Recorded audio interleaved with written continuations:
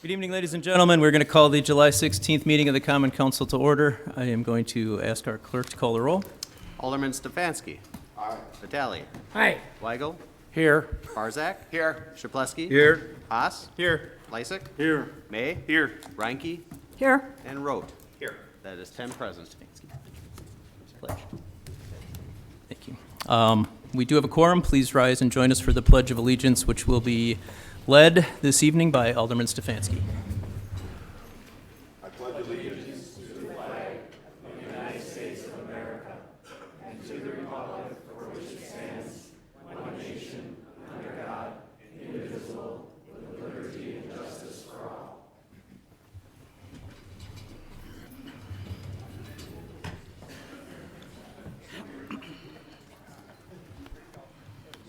Okay, we have a couple of presentations before we get to our public hearings this evening, and we will do the presentation for our Fire Chief, Mason Pooler, first, just in case there's a fire, because half the department's here. Chief Pooler, do you want to come on up?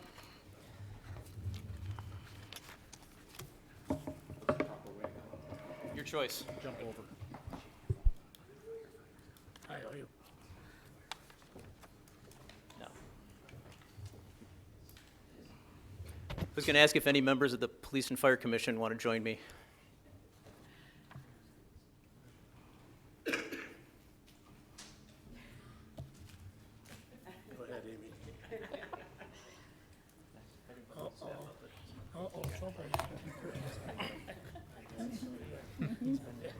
Amy. So, Super guy. Super guy. Chief Pooler is up here this evening in recognition of successfully completing the Executive Fire Officer Program, which is a 3-year program, and it really takes a strong and dedicated public servant to complete this. Where did I put my notes? Here we go. Senior fire officers with a broad perspective on various facets of fire and emergency services administration. The course and the accompanying research examine how to exercise leadership when dealing with difficult or unique problems within communities. It is a series of 4 2-week courses taken over a 4-year period. Each course and its associated applied research project has been recommended by the American Council on Education to receive graduate or upper division baccalaureate equivalent course credit. Students must complete an ARP that relates to their organization within 6 months after the completion of the 4 courses. The target audience of this program is emerging executive level leaders in fire and emergency services organizations. So we have, for starters, I want to ask our president of the Police and Fire Commission, Kurt, did you want to say anything? No, I really didn't prepare anything. You're good then.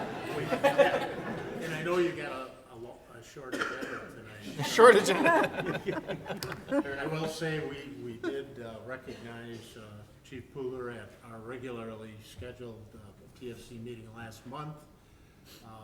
You know, we're all very supportive of the kind of work that he does for the city of West Allis, and he's a great leader, and so that's really all I have to say at this time anyways.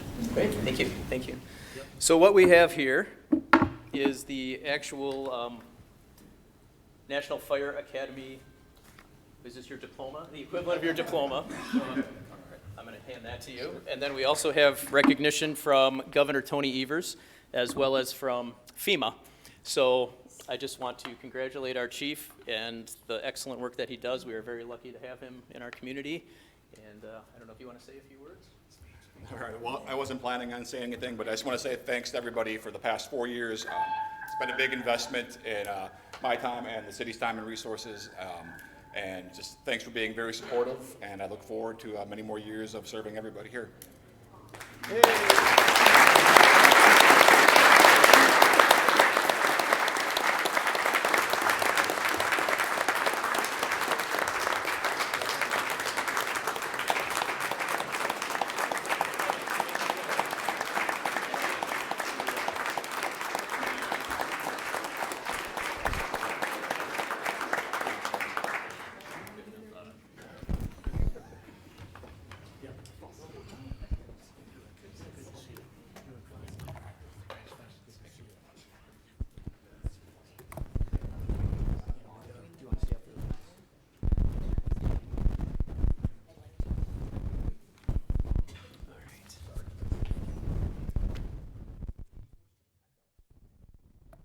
it's the police's turn. Chief Mitchell and Rick Balistreri or Rebecca, Mayor, where would you like me? come on up. Good, Rick.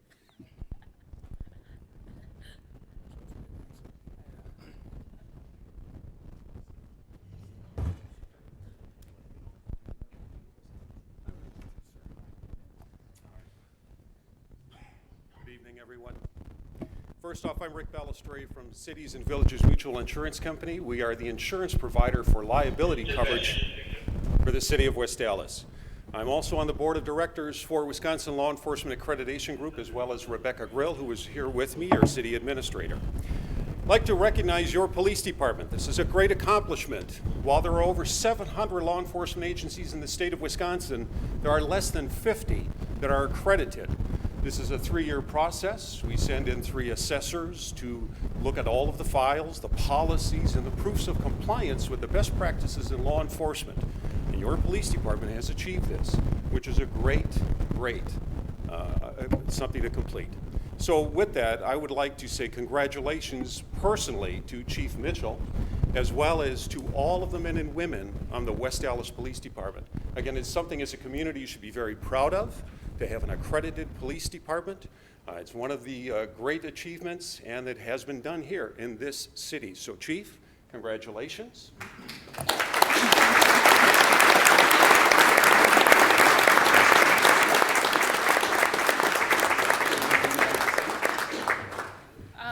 You told all the words that I was going to say. So, Rebecca Grill, I'm the city administrator, but I also have the privilege of sitting on the WELIAG board.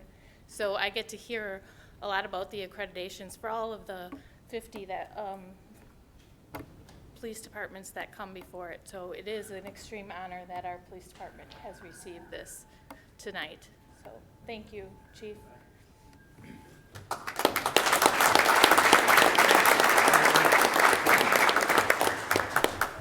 And I will be very brief. I'll start off first by saying I don't know if those are real calls for the fire department. They probably have a firefighter outside radioing to the inside. But this is a good achievement for any police department, and West Allis has been accredited long before I arrived as police chief. And simply put, the people that actually do the work are the men and women of the department. We're fortunate enough that we have a accreditation officer, Sergeant Phil Noche, and a captain, Chad Evenson, that oversee this area of the department. They're not here tonight, but certainly they are the ones that deserve credit for this. So accreditation in layman's terms means that you have sound policies, but more important than sound policies is that you actually follow them. So we're very fortunate to have a very professional department, and thank you to the PFC. It's very valuable to them and valuable to the city leaders, and we will pledge as a department that we'll continue this every 3 years, and we'll continue it for as long as we can. So thank you very much.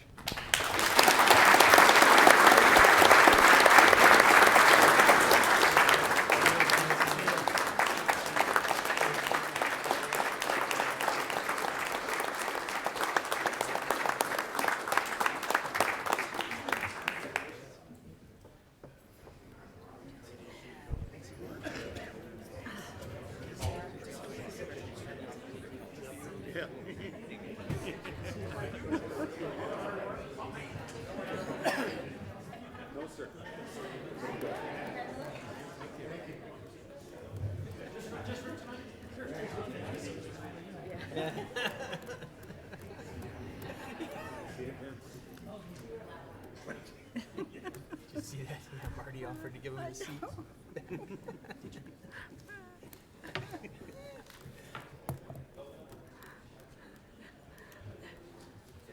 Okay, we will now move on to item E in our agendas. We have 4 public hearings this evening. I'll ask our clerk to read our first public hearing. Resolution relative to determination of application for special use permit for WA Community Childcare LLC to expand an existing daycare located at 6682 West Greenfield Avenue. Thank you. Mr. Stiebel? Thank you, Mr. Mayor. I don't know if anybody else is warm in here, but I certainly am.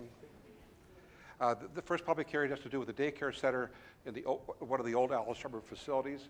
They're going to be expanding their facility by about 4,000 square feet and adding about 24 children in this area orange. They'll also be expanding their outdoor play area. Mr. Stiebel, can you check if your microphone's on? It's on. Testing. Maybe a little closer to your mouth. Oh, I can hear it. There we go. Is that better? Thank you.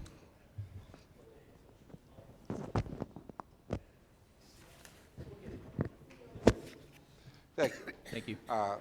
Also, they're going to be adding that 2,500 square foot playground area and increasing the drop-off and pickup zone from currently 4 spaces to a dozen. So it'll make it a lot easier for people to get in and out. The facility would typically require 60 parking spaces, but the Allis Charter Complex is huge. It has over 2,200 parking spaces, so we're going to waive those parking issues. The Plan Commission has reviewed this proposal and has recommended approval. And if you have any questions, I'd be glad to answer them. Thank you, Mr. Stiebel. Are there any questions from the Common Council on public hearing number 1? Mayor Devine? Alderman Weigel? John, could you go back to that kind of overhead view? And if I recall correctly, they were previously dropping the daycare buses were dropping them off on like the north side of that drive-through. And are they moving the drop-off area to the south side of the drive-through? Now, they're supposed to be, these 4 are what they're supposed to be using, and then they're going to be adding about 8 more. And I guess my only concern is that as the flow is now with the kids, that they were getting dropped off essentially adjacent to the building and the play area, and now they're going to be dropped off on the south side and then have to walk across. And I guess that road through there, I don't even know if it has a name. I mean, it carries a fair amount of traffic, I think, back into there. I mean, if the operator doesn't have a concern with that, did our traffic engineer take a look at this too, do you know?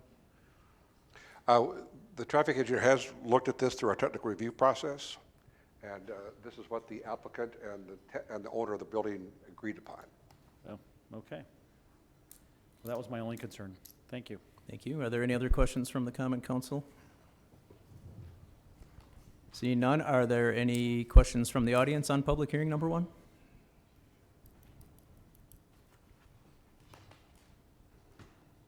Okay, seeing none, we will close our first public hearing. And I will ask the clerk to read public hearing number 2. Resolution relative to determination of application for special use permit for an outdoor extension of premises at the existing bar located at 7127 West National Avenue. Mr. Stiebel.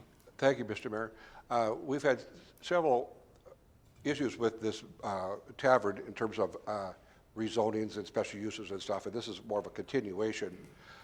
It's Zone C2, and because they want to have outdoor dining, that requires a special use, and the special use triggers the public hearing, and that's why they have it before us this evening.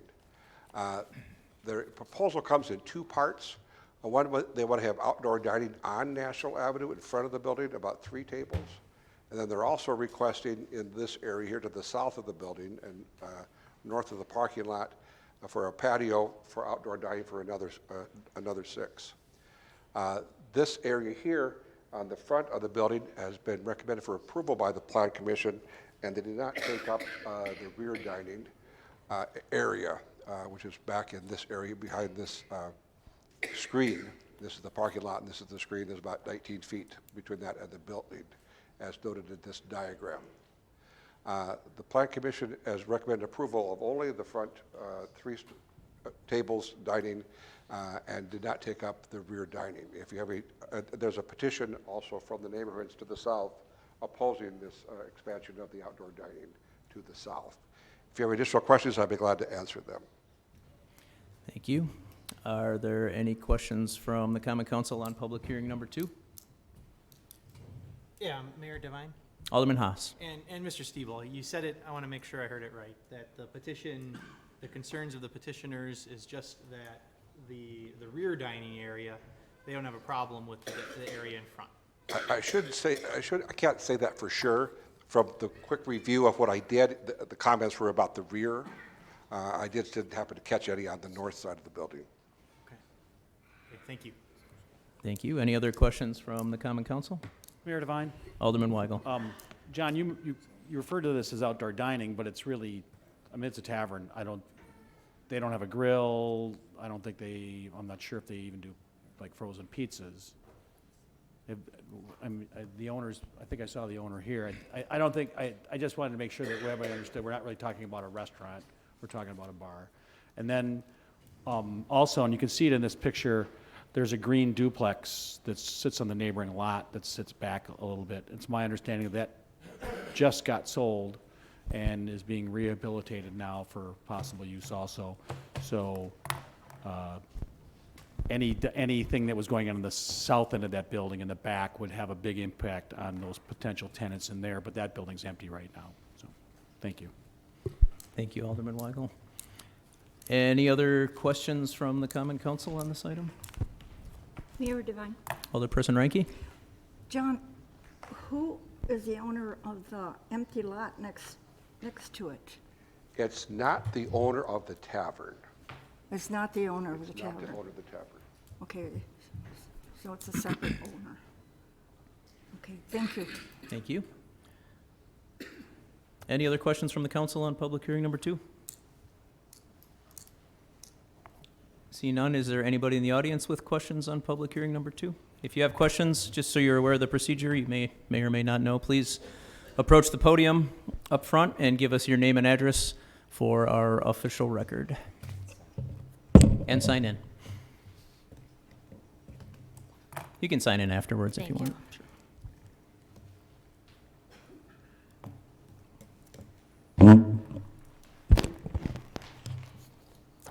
My name is Lynn Gunderson, and I live at 1716 South 72nd Street.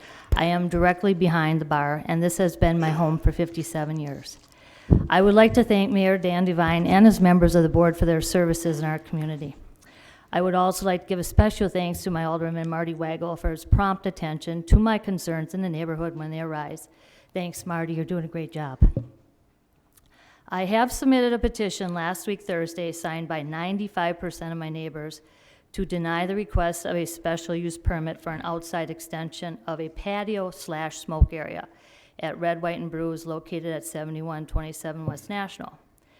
I have personally talked to my neighbors whom have lived here for 5 to 70 years, and all have expressed to me they do not want this outside extension. We all have ages from children to adults, working class people who work all different shifts. We do not want nor need to have our neighborhood disrupted with a public nuisance affecting our health and welfare and the enjoyment of our property with this added bar disturbance. I have a lovely backyard that I take pride in by keeping it weed-free and well-maintained. I can't say the same for the barn back.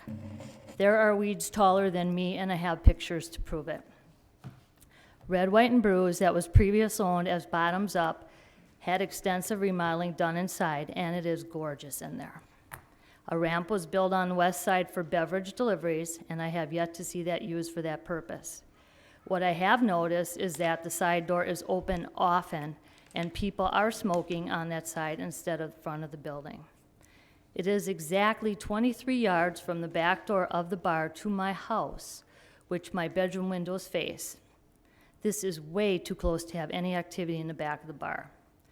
People do not have any respect nowadays, and they do as they please, causing problems for the neighbors who live here. According to the proposed outdoor hours of operation, they are listed as 10 a.m. to 10 p.m. I will give you an example of a bar on 71st and National, Bronze Powerhouse. When it was previously called Craig's, named after the owner, Craig applied for an outside patio for smokers, and the door was to be locked at 10 p.m. from the inside of the bar, and no one was to go out after that. I myself have witnessed it when I used to go there. It was being done until Craig leased the bar out to the new owner, and he came in, and there are now bands playing outside on the patio till 10, and customers can stay out there until close. When I am walking my dogs, I can hear the music all the way up to 71st and Lincoln, and when I'm in my backyard, I can hear people on the patio talking louder than normal. With this being said, my point is that once a permit gets approved by the city, it can't be undone unless it's stopped from the beginning. I already have a nice patio, and I don't want red, white, and blues in my backyard.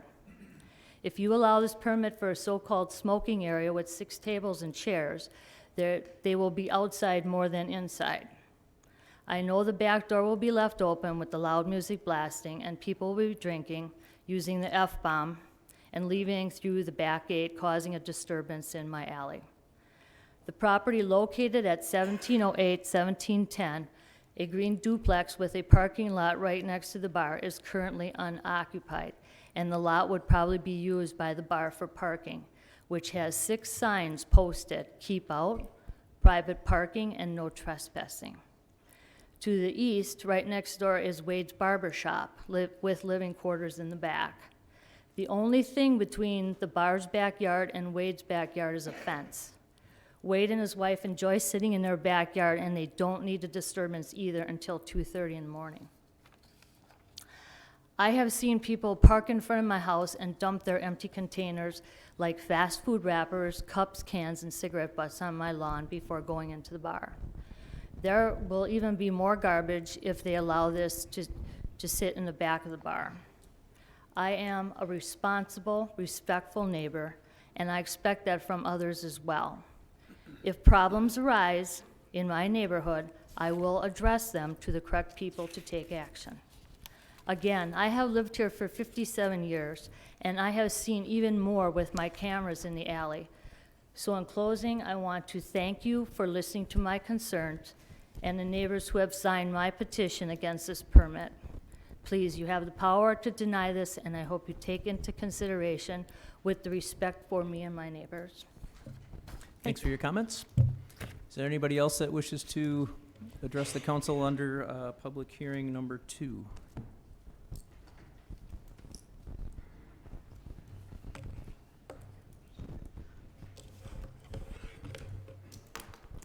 Good evening.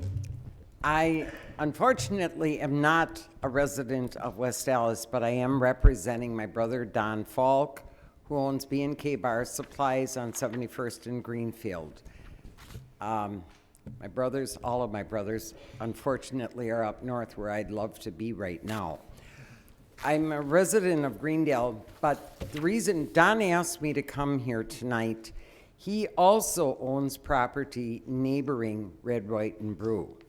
And he has checked with all 4 of his tenants in that property. He's right on the corner on 7201 West National Avenue, so he's right across the street. His tenants and he have no objection. As a matter of fact, the way National Avenue has been beautified, finally, it would be nice to see that corner beautified. And from what we have seen of the bar owner now, his other bar has been beautified. So give it some consideration. Let's get National Avenue back to being a beautiful state highway. Thank you. Thank you. Did I see somebody else? Oh, did you still want to speak, sir?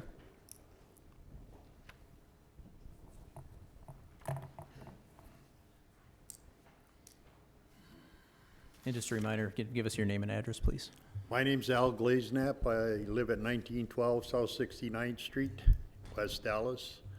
I have a lot of complaints about bars getting permission to put tables and stuff on the sidewalks right out in front of the business. And they say they got permits and everything to do this, but they're on the sidewalk, and you tell me where that's legal. That they can walk out there with drinks, walk on the sidewalk with drinks, put signs in the middle of the sidewalks, Sir, this public block hearing off traffic is- and everything else. This It's public a- hearing is actually for just a specific It's just for this place? location, but we will have citizen participation later if you want to bring it up then. All right, I will. All right, thank you. Does anybody else have comments or questions on public hearing number 2?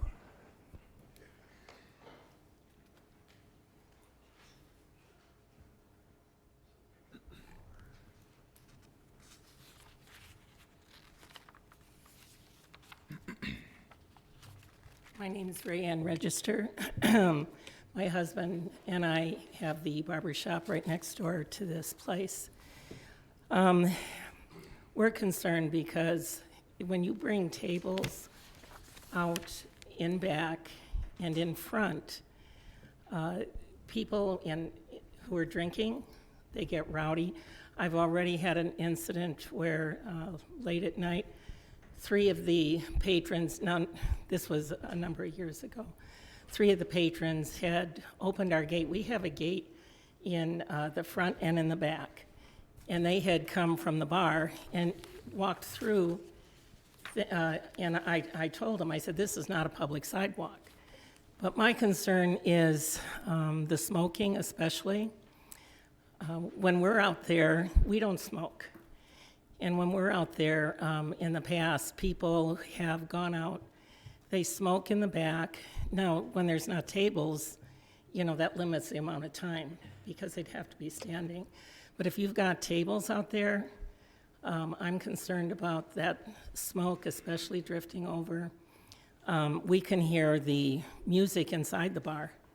Our bedroom window is right opposite the bar, which is probably maybe a foot and a half from the bar. So I've heard that there was talk about putting a bandstand out there also with an outdoor band. So I don't know if anything's going to come of that, but I would really object to that. We can hear the music from the other bar that's Kitty Corner that Lynn was talking about. And when you have these hours, like 10 a.m. to 10 p.m., that's your whole day. It's very disruptive. My husband's business, he has a lot of elderly people that come for haircuts. And the limited parking, some of them have walkers. And with limited parking, talking about a bump out, that's going to take away more parking. I don't know how much parking is out there for the barbershop right now. It's maybe 2 or 3 cars.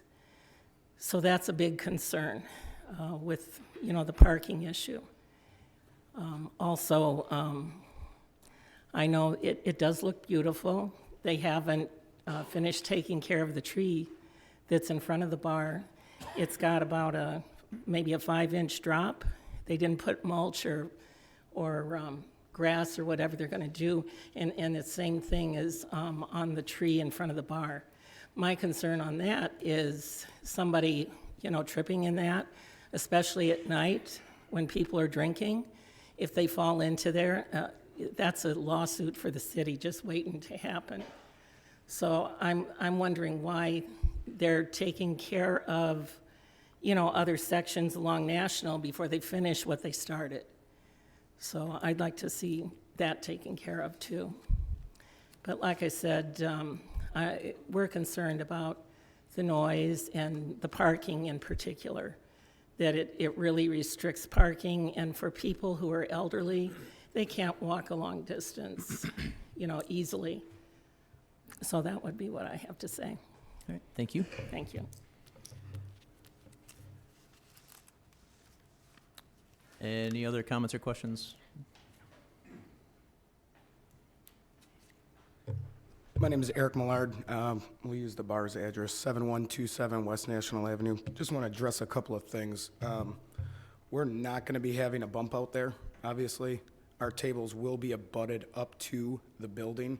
There will be 3 to 4 feet of walk space in between there for the front. There will be no bands out in the back if that gets passed at all. We're willing to shut it down at 8 o'clock if need be, so the neighborhood can go to sleep if need be. Sorry, Lynn, I'm battling those weeds in the back the best I can. But other than that, I mean, we're just looking for a place for people to be able to relax. I've owned Guzzler Sports Lounge for 5 years. I cannot remember one time that we have had a complaint with the outdoor patio there. I run it very strict. I'll do the same thing at this one. We'll put cameras up so we can see what's going on in the backyard, make sure that everybody is abiding by the rules that the city lays on us, and we'll go from there. But we just want to be able to have a good time, keep it quiet, and people to be able to relax. So That's pretty much the only thing we have to say, and thank you for your time. Thank you.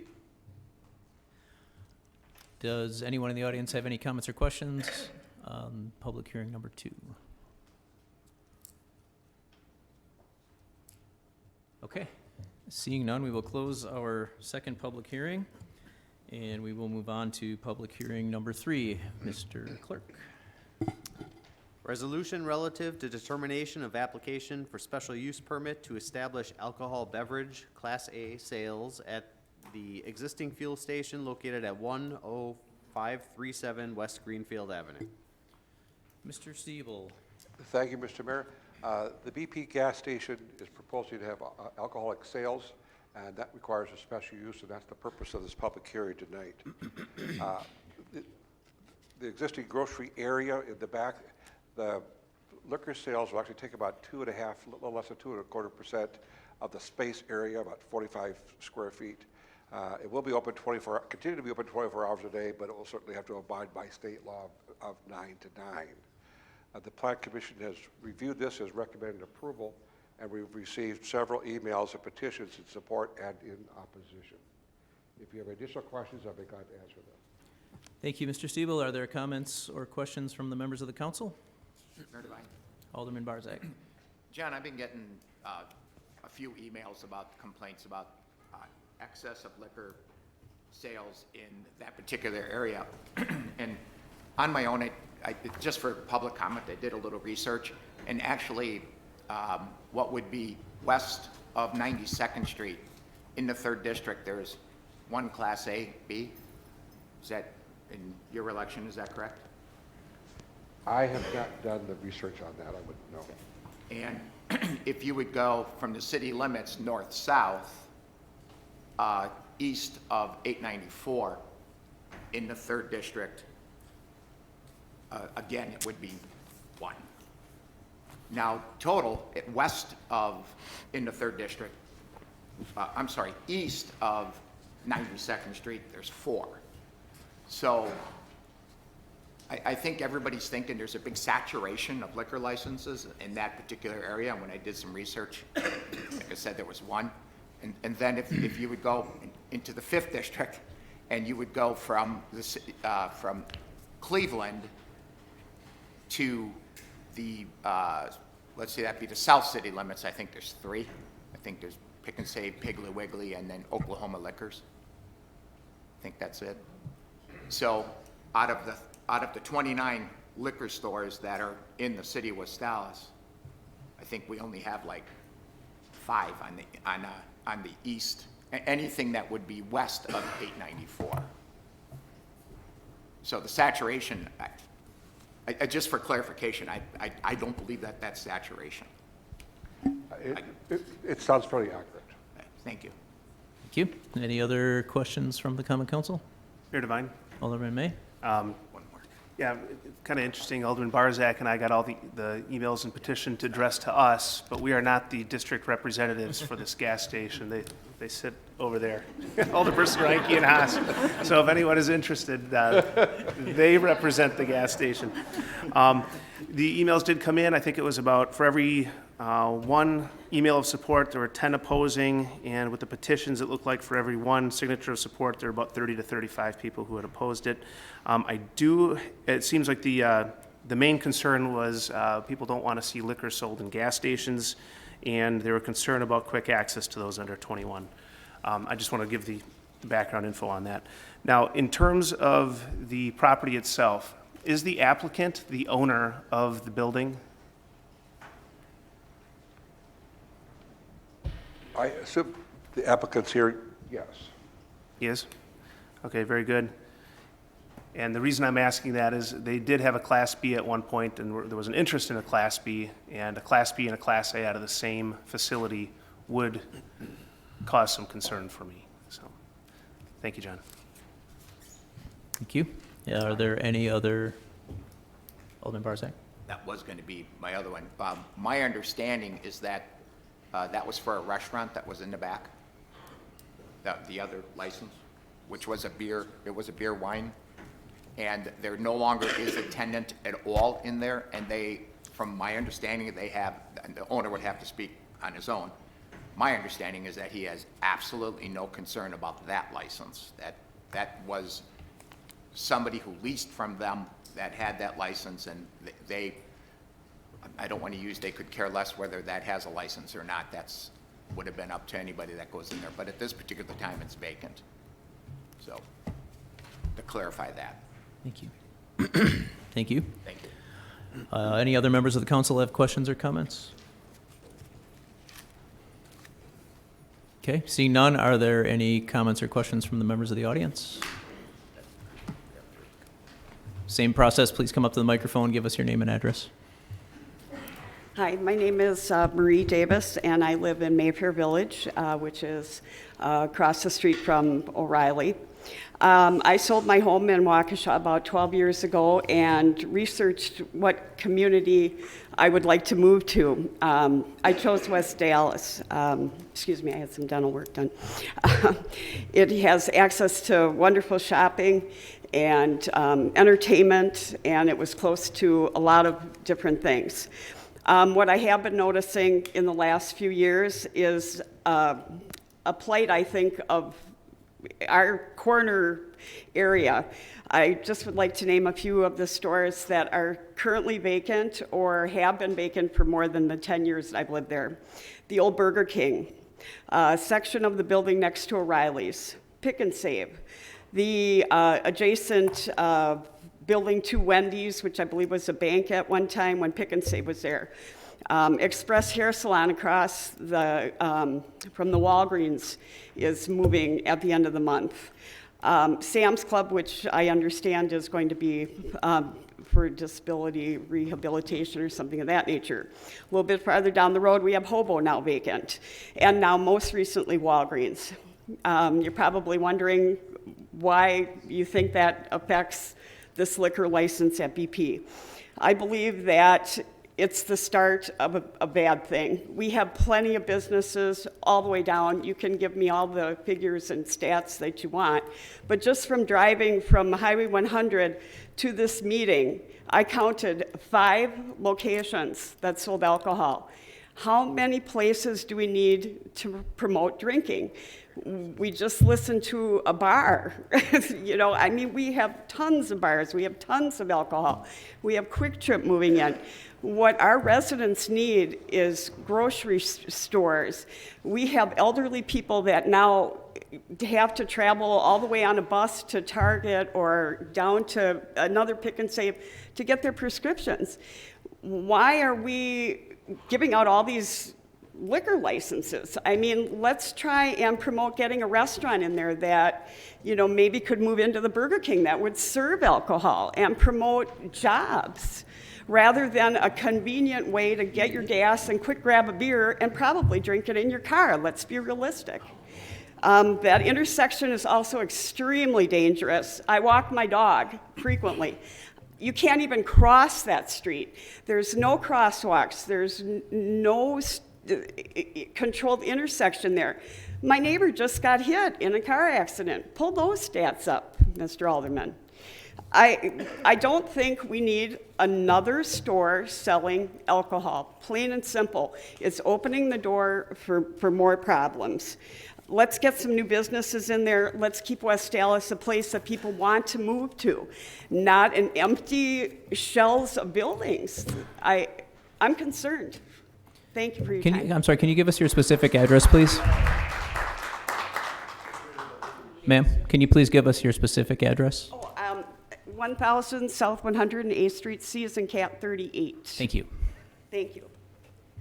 And ladies and gentlemen, just for the record, I know people are going to make a lot of valid points today, but we try to shy away from celebrating and applause and cheering and things like that. So you did a very fine job, obviously. Thank you. Despite my dental work, I appreciate it. Yeah, despite your dental work. And if people that want to speak on this, you can line up and start signing in while other people are speaking if you want. Hello, my name is Valerie Crowley. I live at 11505 West Greenfield Avenue, apartment 129.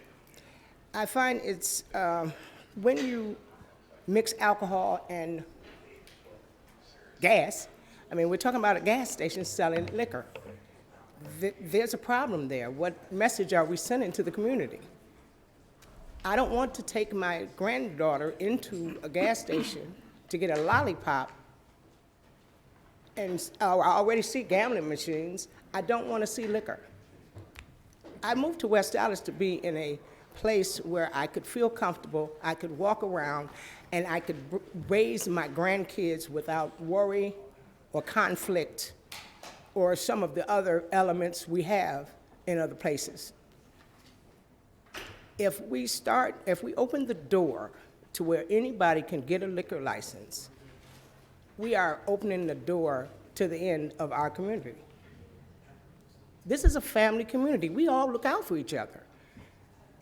We must realize these are neighborhoods. We all live here. I don't want the gas station selling liquor where I live. It's not necessary. We have liquor stores that sell liquor. It is not necessary for a gas station. How fast do you want it? How convenient does it have to be? We are a city that are trying to grow and be family orientated, and that's what we are. We can't continue to be that if we choose to open the door to where we're not doing what's best for our children and grandchildren. We must be their eyes, their ears, and the people that look out for them. What they see is what they want to do. And if we have these elements in their midst, what stops them from wanting to do it? Who's to say, who's going to regulate who buys this liquor? We already have a problem with cigarettes. Gas stations aren't doing a great job with that. Now we want to give them liquor? I'm sorry, but I would say no. I don't want it in my neighborhood. Thank you. Thank you.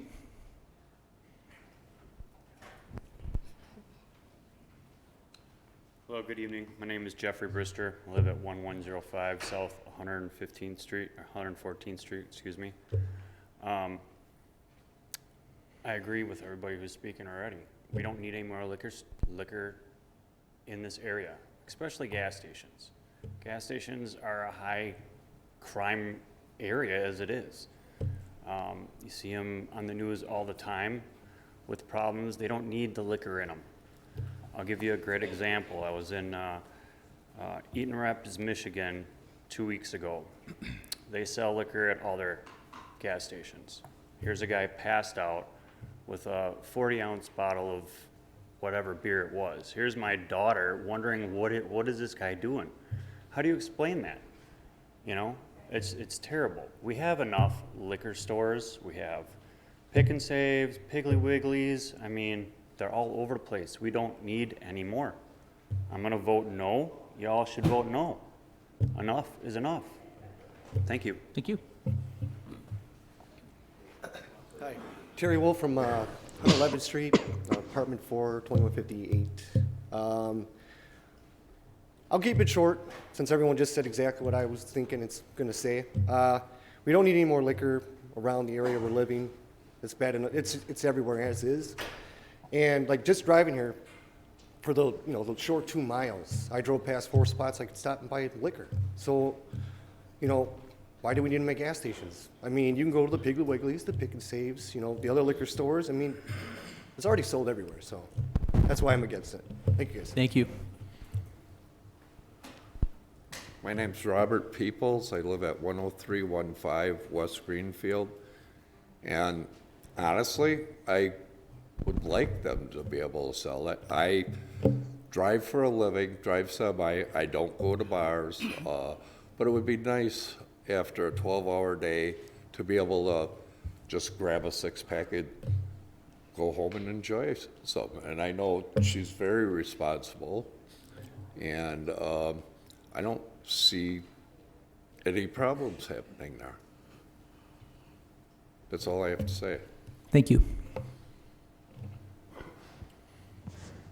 Hello, I'm Edward Lakhan. I live at 1331 South 108th Street, so I have a front row seat to all the action on Highway 100. We have a lot of established businesses in the city. I moved to West Allis in 1974 from the inner city of Milwaukee, so I remember a lot of the old neighborhood stores, you had a shoe store, you had a smoke shop, you had a diner, you had all these different things, and now it just seems like everything's just like, let's throw it all in for convenience. I really think, you know, I heard the word saturation, and I heard a couple other things about, you know, we have too many liquor stores. But we have established liquor stores in the city. We have the one on 109th in Greenfield that has been there forever, Welch's, and it's a very nice, respectable place. And we have a couple more down Greenfield Avenue as I can remember. I don't know the exact spots, but I just remember seeing them along the way. But I just think that having it in gas stations just seems to me like an oxymoron. You know, we're trying to tell people not to drink and drive, and that's just kind of like asking that to happen. Now, anybody can go to any establishment and buy something and do something stupid. I've seen it happen many times, but I really think that looking forward, just keeping our established businesses established. If we give too many licenses out, it robs Peter to pay Paul, and I don't see the sense in all that. I think it's where we're at is good with what we have, and just keeping gas stations, and they do have their convenience too, but just adding liquor just doesn't make sense. Thank you. Thanks for your comments.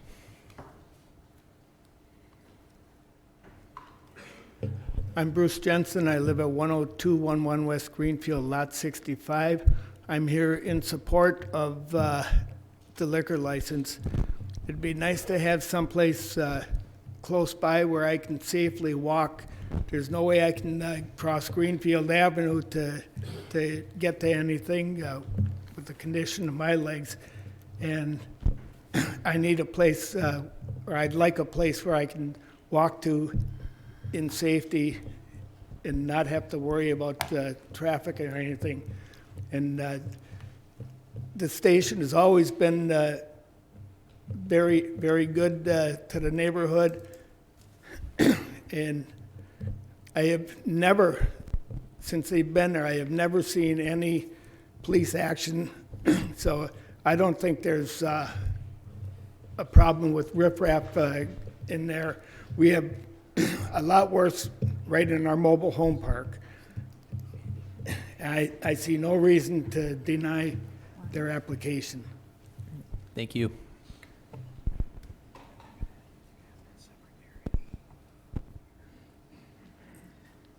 My name is Sherry Mackowski. I also live at 10211 West Greenfield, Lot 65. I'm in favor of the beer and liquor license due to the fact that I buy my gas there, I buy my newspaper there, I buy my lottery tickets there, my aspirin. If I want my bottle of booze, why can't I get it there? I don't drink it on the street, I go home. I'm in favor of it. Thank you.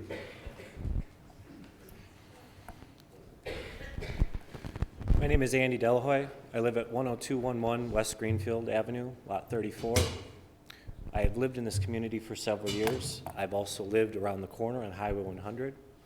I'm a licensed general contractor by the state of Wisconsin. I'm also licensed to the city of Milwaukee. I do a ton of maintenance on the mobile home park that is directly behind this gas station.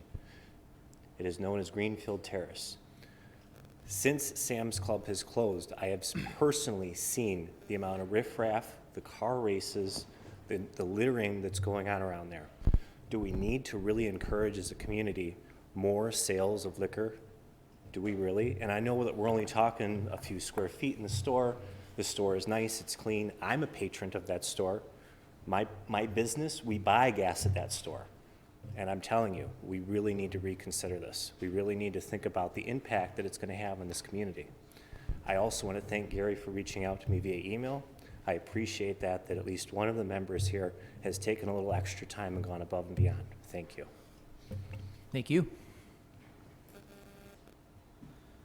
Good evening. My name is Thomas Wolfe. I reside at 2158 South 111th Street. I believe that the problem is going to expand a lot more because once you allow one gas station to get a permit, there's going to be a domino effect. And other businesses are going to come to you and say, gas stations are going to come and say, well, now you're inhibiting on my business. I need a permit to sell liquor. And soon we'll have 30, 40 more liquor licenses in the city of West Allis. You say now there's only going to be one, but that's the way the capitalism works. And I just see the domino effect taking that route, and that's not good at all. The other issue that we have is that gas station, I don't know how many people work there. When I go in, there's usually one person, maybe two. If people are going in there at different times of night just to buy liquor, it becomes a little undermanned, and people can't watch what's going on inside the store. They don't have the capability to do that. So with the type of people that go in there, or kids hanging out in the neighborhood, teenage kids hang out at the gas stations. They don't hang out at liquor stores. They don't hang out at Pick and Save. They go to gas stations to get their candy bar or their soda. What's to stop them from then turning over the shoplifting the liquor that's in there? That seems that it would be a problem. So with an increase, if you increase the places that we have access to buy alcohol, the more problems you have. And this is from a 2011 report from the World Health Organization, which states that an increase in the number of places increases underage drinking, crime, child abuse and neglect, and injuries from car accidents. So I think that you should take those items into consideration and vote no. Thank you. Thank you for your comments. I'm Tom Nickelbein. I was a pastor at Good Shepherd's Church for 25 years. That's about 6 blocks away from the station. And it may sound odd, but I am in favor of the license. And you will not stop people from drinking, no matter where they go. They will find the alcohol. I had a brother that's alcoholic. He was dry for many years. So I know what effects it has on people, and you could definitely tell it's dangerous to everybody. It's a spiritual problem also that they know. God talks about being drunk, and that's where it's standing. It's the people that they're going to grab a hold of it, and this is our culture in Wisconsin. And yet, I've looked at this station, and it's been one of my favorite places to go to for gasoline. It is a convenience store. And I've seen a lot of good things there. It's a clean place. It's been well maintained. The people that run the place have been very cordial. These are all positive things.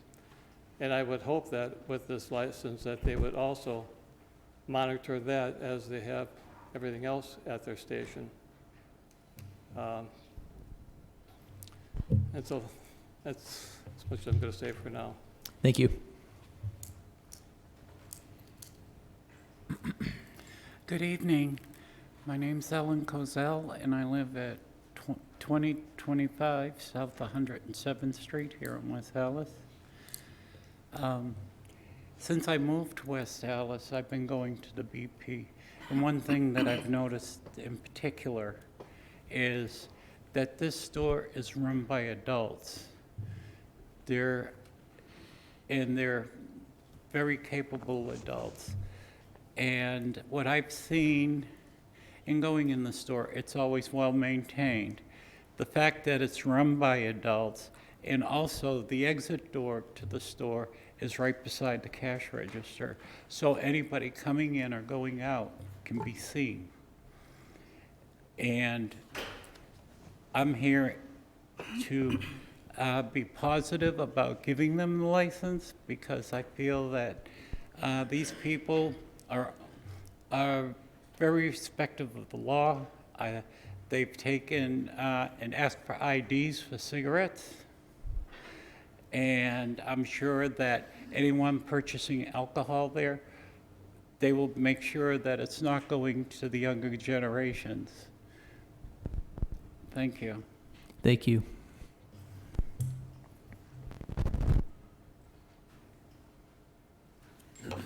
Hello, my name is Pamela Nicholson. I live at 1341 South 107th Street. And I too, once we first moved to the neighborhood that became the store we went to out of convenience for gas, any little odds and ends like that we needed, and I am in support of them having a liquor license. Some people just don't feel comfortable going to a bar. They just want to get their alcohol and maybe go home, relax, put their feet up. I'm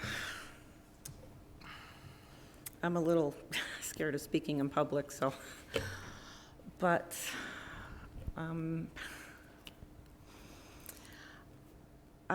just because it's offered doesn't mean it's going to be a problem. It is a very well-respected store. The people that run it are very nice. They do card. I don't think they're going to stop carding just because they sell alcohol. I get nervous when I speak, so that's all I really have to say. You're doing fine. Thank you.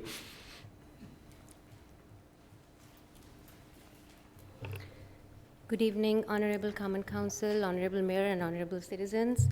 The attached signature, my name is Pujatalyvel from 10910 West Greenfield Avenue.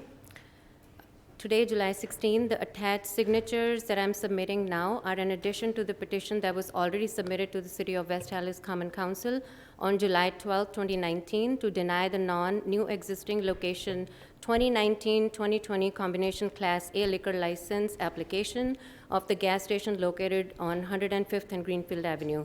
We, the citizens of the City of West Allis, petition to the City of West Allis Common Council and the Mayor to not allow the alcohol at gas stations.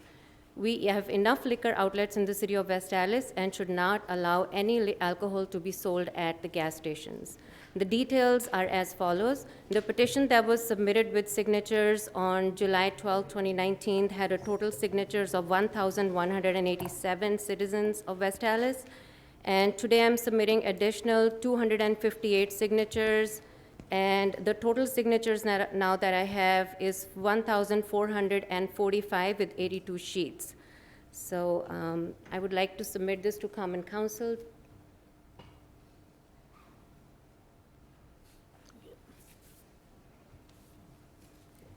And thank you. Thank you.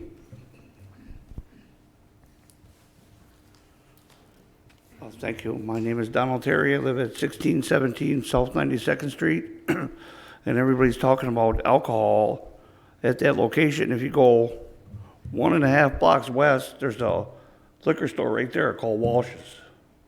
I visited it before. I mean, it's close to proximity to that gas station. There's no reason that they should have a license because there's an outlet right 2 blocks away. So that's all I got to say. Thank you. Thank you.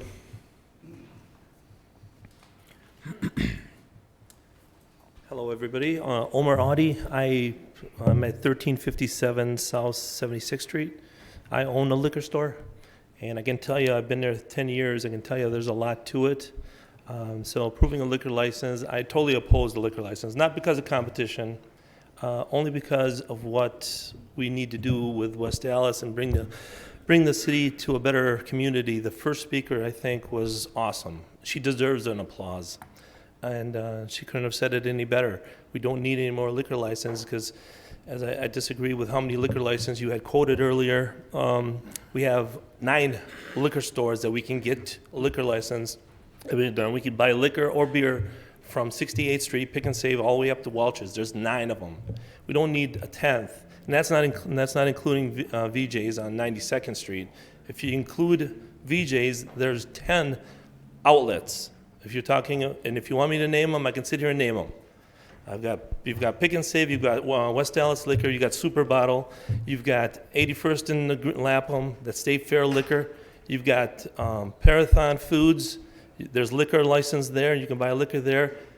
The Cigarette Depot sells beer on 84th Street. Olympia sells beer and liquor on 92nd. Express Pantry on 86 sells beer and liquor. Welch's sells beer and liquor. Do we need one more? Are we going to be known as the drunkest city in Wisconsin? I don't think so. I think the first speaker wants a better community. I want a better community. That's why we do the things that we do to improve the city. So thank you for your time, and I hope you consider this seriously. Thanks for your comments. Is there anybody else that wishes to address the council under public hearing number 3. Mayor Devine?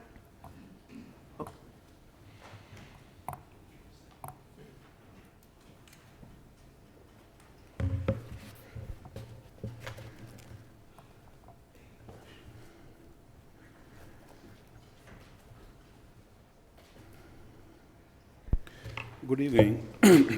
This is the Attorney Jay Walia, representing BP Pantry 41, and both sides in favor and in opposition, they submitted to you the petitions, but those are hearsay.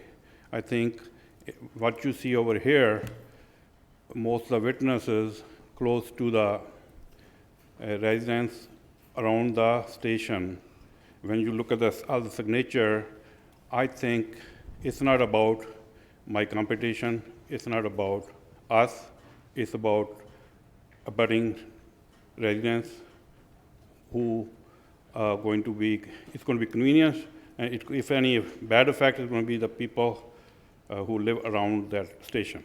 And plus, as you know, for special use, this is not one of the criteria that how you hurt competition.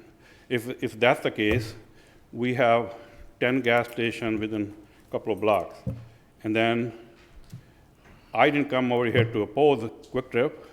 Well, it's not my right. Yeah, it's going to hurt me as a business, but we're going to earn our neighbor's business because we think we're going to serve best. Hopefully we get our share. But it's not, we are here to serve the neighborhood. Same thing, Quick Trip. He has same right what I have to serve residents around the neighborhood. And if they do better job, they're going to have more business. If I don't serve properly, I have to close the door. And that's why we're trying to do more and more what my customer, neighbor, residents. So it's all about my residents, all about who live there, who are going to use our services. And plus, as you know, it's not about business people. It's about every business don't want competition. That way we close everything. I don't want Walmart. I don't want Walgreens. I don't want Speedway. I don't want Quick Pay.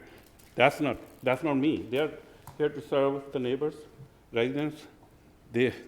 I'm here to serve them. If I do a good job, we'll survive. And it's the same way for special use approval. The criteria is if any adverse effect to abutting properties. As you can see from the addresses, most of the abutting residents who live around the abutting property of our gas station, they are in support of it. And a planning commission already agree with us, and according to them, we met the criteria for special use. And here we are today just for special use.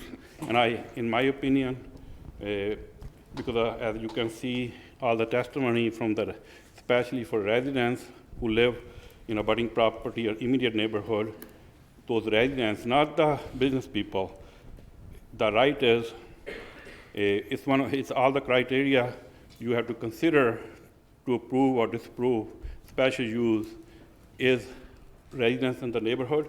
If for who live immediate neighborhood and even abutting properties has even more right, and none of abutting property opposing us, as of we know. And planning commission obviously already agree that we met those criteria. And further note, for concentration, even I don't think that's one of the criteria you have to, that's a different discussion.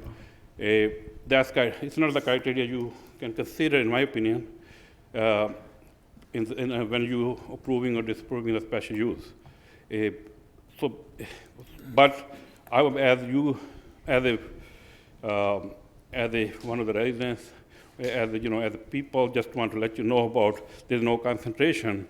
The gentleman right before me, who just testified, which is a fact, if concentration in with West Allis anywhere, he His testimony shows mostly concentrated on 68 and Greenfield, where the pick and save is. They're like, he detailed all those liquor stores. There's I think he described almost around eight liquor stores. That's where the concentration is. And now we are looking like over here. West side of the 94, there's one was liquor store, what I know, and there's no other. And how many close? Pick and Save has liquor store, they close. Sam Club has liquor store, they close. That's within a few blocks from us. And so it's not about our competition. It's not, I'm telling, okay, you have 10 gas stations, we don't need Quick Trip. I believe we are here to serve. And my abutting property, residents, they are the one who have say. And as you can see the testimony, if you split between business people and the people who live in the immediate neighborhood, they support us. And I think it's same for today. You are here to approve or disapprove a special use. That's the only criteria. Is if it has abutting adverse effect to the abutting property, immediate neighbors, which I heard the testimony from the residents who live next door, who are going to be affected more. If anything, good or bad, from testimony you can make your own decision. I believe they are supporting me.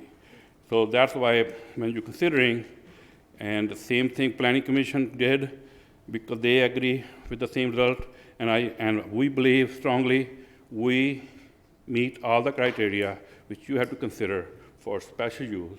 And that's why today I'd like to ask you to approve special use. Thank you. Thank you. Does anybody else have comments or questions on public hearing number 3? Mayor Devine. Alderman May. Quickly, John, if you could do me a favor, can we get a copy of that site plan for the License and Health Committee? And the reason being is I don't believe it married up to what our License and Health Committee floor plan looked like. So I just want to make sure the two match. If we can get a copy of that before our License and Health. Thank you. Any other comments or questions? Okay, we will close public hearing number 3, and I will have ask our clerk to read public hearing number 4. Resolution relative to determination of application for special use permit for proposed new construction of a behavioral health hospital to be located at 1706 South 68th Street and adjacent commercial parking lot at 1700 Block South 68th Street. Thank you, Mr. Clerk. Mr. Stiebel? Thank you, Mr. Mayor. In the 68th and Mitchell area is the parcel that was the former home of Milwaukee Ductile and a lot of other companies. Because it's manufacturing, and the proposals to put a behavioral health hospital in there requires a special use, so that's the purpose of the public hearing this evening. The facility has been historically a heavy industrial user for the last nearly 100 years. It's been a mainstay of manufacturing, part of that manufacturing corridor of the city. The proposal is for an 83,000 square foot single-story building, a $33 million addition to our economy, 120 beds. And they'll have indoor and outdoor, or in and out patient facilities, gymnasiums, outdoor activity areas, and administration. One of the key features of this building is the modern technology that they can use for safety and security of the facility. Obviously the normal video monitoring to control doors, et cetera, but also password protected key cards. So if a key card is stolen, it can't be just easily to get in and out. And so it's going to present to the community a very safe and secure facility. It's going to be a short-term acute care hospital. The typical time that a patient stays there is fairly brief, 7 to 12 days, and it varies between young people and seniors as to the length of time, but it's going to be within about that same general period. The key to the special use is to try to define areas that the city can control what's going to be happening in that, so the residents can feel safe and secure as to what the operations are. The facility is going to be, will be defined as a behavioral health hospital, and is outlined in the special use. What it's not going to be is the Psychiatric Crisis Emergency Center that's currently in Wauwatosa, and I think that's where people really are concerned, because that's where ambulances go to with lights on, police cars go to with lights on. That's not what this is. This is just the behavioral health hospital itself, and it can only be used for the purposes that we've noted above. Also, the other big issue that we've seen raised by the neighborhood is the discharge policies. They have to, every patient obviously has to be discharged by a physician, but the most important thing that UHS provides is that the discharge must be accompanied with a transportation plan to take the person from the hospital to another specific location, so they're not discharged to the street. I think that discharging to the street was probably the biggest concern that a lot of people have, and I think we've seen that with other psychiatric hospitals, and that's an issue that we can avoid. It's currently UHS's policy, and with this special use, it'll be there in perpetuity, unless the city should have another public hearing to change that. So I think the residents can be very secure. It's going to stay that way. The key part is that it's not going to be discharged into the street. And also, the special use specifically cites that the Psychiatric Crisis Center or emergency room facility cannot be in this facility at any time. So that's what we could control that. Property values, we've heard a lot of comments about property values. And according to the city assessor, it's really hard to project what future property values are going to be. But I think the most telling story is our neighboring city of Wauwatosa, where they have the Dewey Aurora mental health facility, where according to their city assessors, the values have continued to hold steady and increase. And that's probably the best information that we have available on that particular issue. They're going to be having 200 to 300 employees. It's a 24 facility, so they're not going to be all there at the same time. But there's 130 parking spaces required based on the square footage of the facility. They're providing over parking, actually, with 170 parking spaces. And the majority of the vehicles obviously be in people that are currently working there. Traffic impacts are another issue that the neighborhood has brought to our attention. And there's 3 modes of ingress and egress from the facility on 68th Street, or on Mitchell Street, and on 68th Street. We had talked about removing this particular one on Mitchell, but neighborhood comments were struggling that they wanted to have many options to get in and out of the facility. And so listening to the neighborhood, we kept those plans in there. Historically, the area has been a very heavy manufacturing area. The street was paved with 9 inches of concrete because of so much heavy manufacturing. There was probably several hundred trucks a day going up and down that street, and that's why we have such a heavy street to be able to control that. I was also told by members of the police department that during the day, if there was an emergency call that they needed to get to the other end, they wouldn't go down 68th Street because it was too congested with traffic. They would go around and get to another faster route. So that historically, it's been a very heavy traffic area.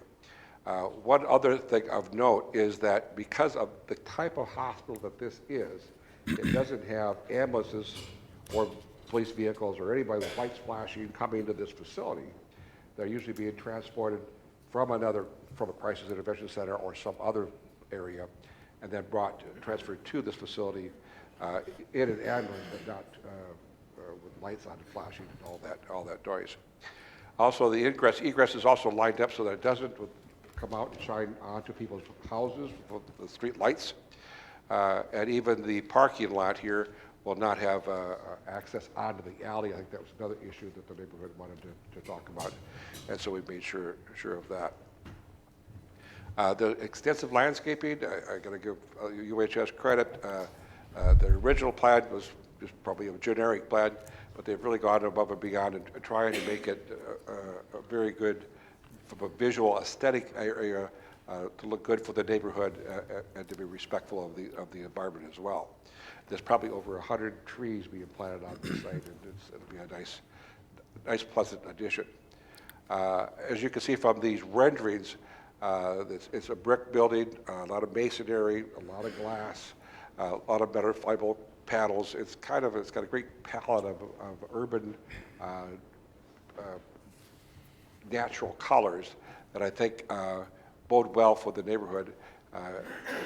And as you can see, the older industrial buildings in the area, some of them are still there, and this area is transforming into what we hope will be even a broader area as we go to the east and go to the north and continue the revitalization of this entire neighborhood. That will be a credit to this neighborhood and to the community itself. UHS did a very creditable job of bringing their plan to the neighborhood first. They went out door to door and started talking to every neighborhood and tried to explain to each resident what was going on, asked for their input, and they provided all their comments to the city so that we could review them to make sure that we were listening to the neighborhood, and it really made it a lot easier for us to integrate the residents' thoughts into our plans. The open house that they held on June 13th was a very nice opportunity for the neighbor to come in and just chat with other people from UHS and from our police department and our staff. And so I think it was a very nice opportunity. Not that everybody agrees or disagrees, but we just want to make sure that we have a good dialogue and that everybody has an opportunity to present their thoughts and ideas. Also, the alderman of the district asked the staff to send out a notice to a larger area than normal. Usually we go about 200 linear feet from the site, and we went more than double that. And then UHS would attempted to go to each house in that area also to make sure that everybody had a good understanding of the project, whether they support it or not, at least they understand what that is. So they had the neighborhood meeting on June 13th, the Community Development Authority met on the 19th, the Plan Commission on the 26th, and then the Community Development held a public hearing on July 9th on the sale of the land, and then this evening the Common Council will be considering whether they want to approve a special use and the purchase and sale and development agreement. If it should be approved, construction would start in late summer and open in 2021. Obviously, if it's not approved, it won't start at all. The Plan Commission has reviewed this and recommended approval of the special use and received a number of emails and petitions before and against that have been submitted to the city clerk. If you have any additional questions, I'd be glad to answer them. Thank you, Mr. Stiebel. If you could just, I think you had it in one of your slides, but if you could just elaborate on the special use permit is actually dealing with how this impacts the neighborhood properties. And I'm bringing this up because we had received some correspondence from people with articles about how the hospital operated, and just kind of stress the difference that that is actually regulated by the state, and what's in front of us tonight is the special use permit, which deals with outside of the facility. Yes, thank you, Mr. Mayor. Obviously, a hospital is heavily regulated by the state and the Milwaukee County Health Department and the federal government. So they have a lot of surprise inspections and annual reports. And I think I was reviewing one of their annual reports about the outcome of residents. Do they feel that they were helped by the facility, and would they recommend it to other people? And those high numbers in the 80%, 90% percentile, I was kind of impressed that the outcomes were what they were, which is what people want to have, is a successful outcome. But they're heavily monitored by all governmental agencies. Is that kind of what you were? Just differentiating between the special use permit and then the state regulation, how they touch different areas. Uniquely, this particular company today was also extensively monitored by Milwaukee County Behavioral Health Department, in that they took site visits to various operations that they did. They took testimony from a lot of the UHS management team and personnel. So they did on-site visits to other facilities. We talked to other cities that had these facilities. We had our police chief do some research on those facilities. We called other cities about property tax values. So we tried to vet it as best we could so we could anticipate whatever potential impacts it would have. Thank you. Are there any questions or comments from the Common Council? Mayor Devine? Alderman Weigel. John, I just want to reiterate a couple points that I'm not sure if you mentioned, because we were having a little sidebar on this issue. Right now, the property is owned by the Community Development Authority of the City of West Allis, which is an arm of city government. That's correct. And the hospital is going to buy that from the CDA for essentially market value. We're not selling it to them for $1. Okay, so they're paying full price. Well, they're paying what it's worth. And it's a taxable business. It's a for-profit business, so they make money and they have shareholders, and they'll be paying us property taxes on the building going forward, and that's not going to change. That is correct. Okay. They'll And then- probably be paid more property taxes than they want to.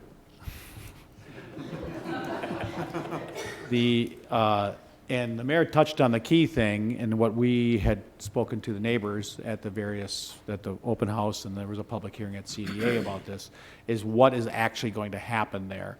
And I think most people have not seen this special use permit and the delineations of what it's going to be, and very importantly, what it's not going to be.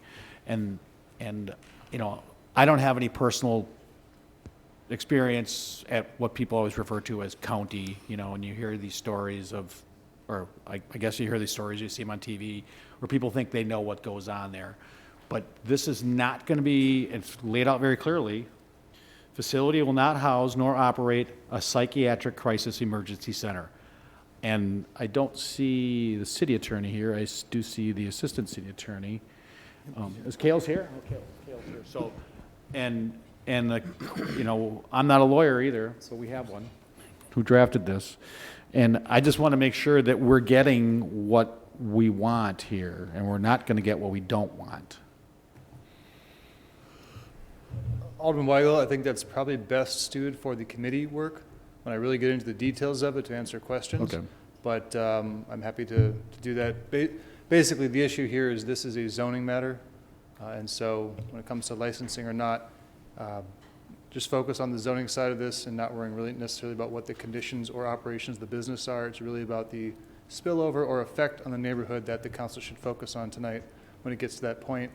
And as far as what we're getting, there was a late amendment or submission for an amendment to that section that sort of explains with more detail about what sort of activities will be allowed there and what will be prohibited. So I'd encourage you to look at that as well. So we'll have that at Safety and Development Yes, tonight. I'll be there for that. Okay, thank you. Thank you. Mr. Mayor. Thank you, Alderman Weigel. Alderman Vitale? Yeah, I would like to address the fact that the foundry have been there for over probably close to 100 years. So I remember about 29, 25 years ago, at that time I used to get some phone calls in reference of the trucking, you know, the noises of the company, which did provide over 120 jobs. So the fact is, the foundry is gone. So we are facing with a piece of land which it just sit there. So the special use, I believe it's something that I feel strong that be a good program or facility for our community. So again, I'm not going to go any more in details, but I'd like to say that back at that time, there were a lot of complaints about the foundry. Well, the jobs are gone. There's no jobs there anymore. So we have a piece of land that just sit there. So thank you, Mayor. Thank you. Any other questions or comments from the alderpersons? Mayor Devine? Alderman Stefanski. Just want to bring something up that I've gotten from another number of constituents. They're concerned with patients being able to wander out of the hospital aimlessly. What's their contingency plan for that, so we can get that out there for the public to know? Well, first of all, the goal is certainly not to allow any patient to wander out. And they're making it exceedingly rare that should ever happen. And that's why they're implementing the security protocols that they've had, more so than I think some of the other area behavioral hospitals have. I think they're more of the state of the art to try to keep people in. So elopement, as it's called, should be a rare and exceedingly rare occurrence. Thank you. Any other questions or comments? Seeing none, are there any questions or comments from the members of the audience?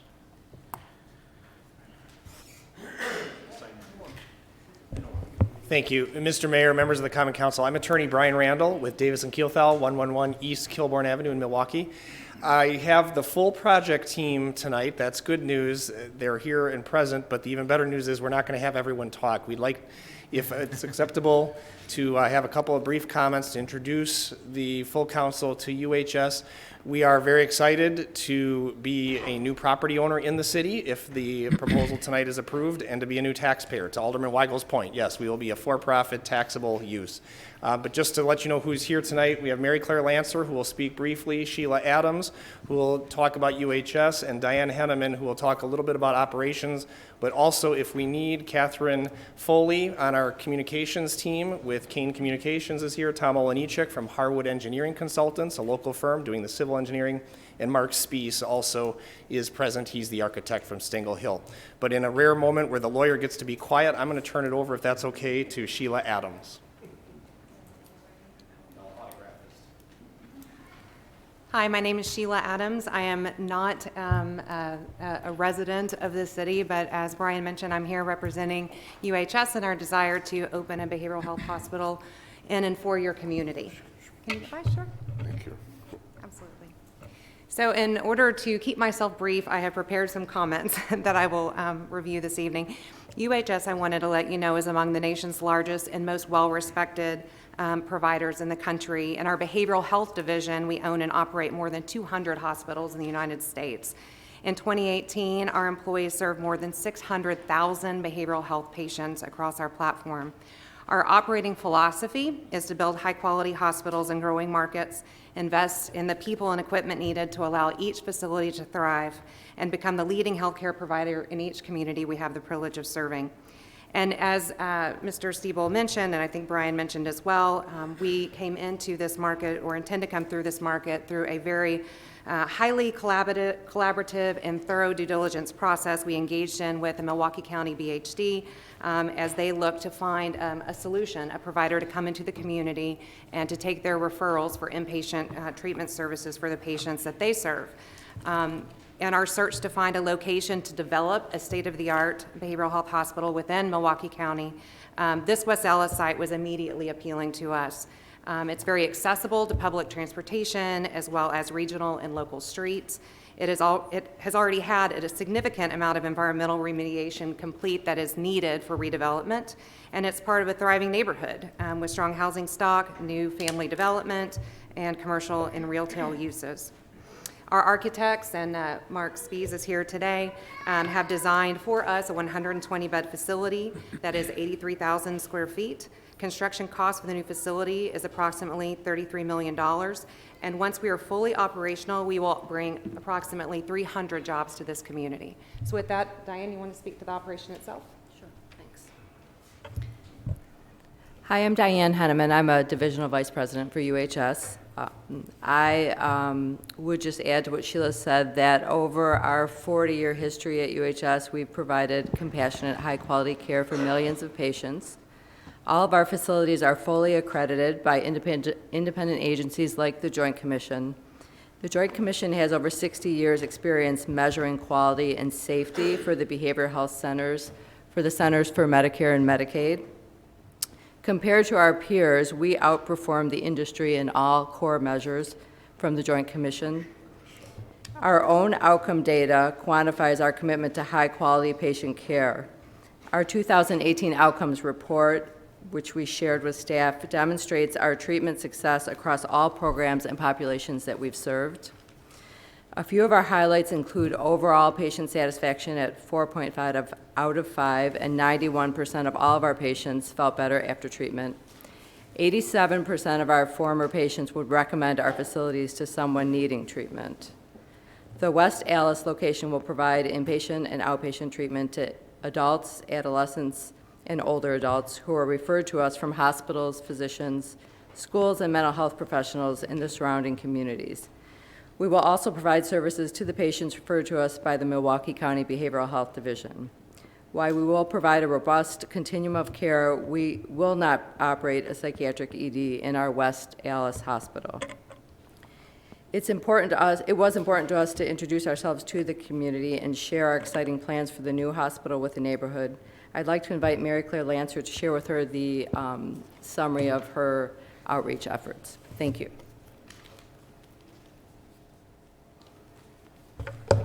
Thank you, Diane.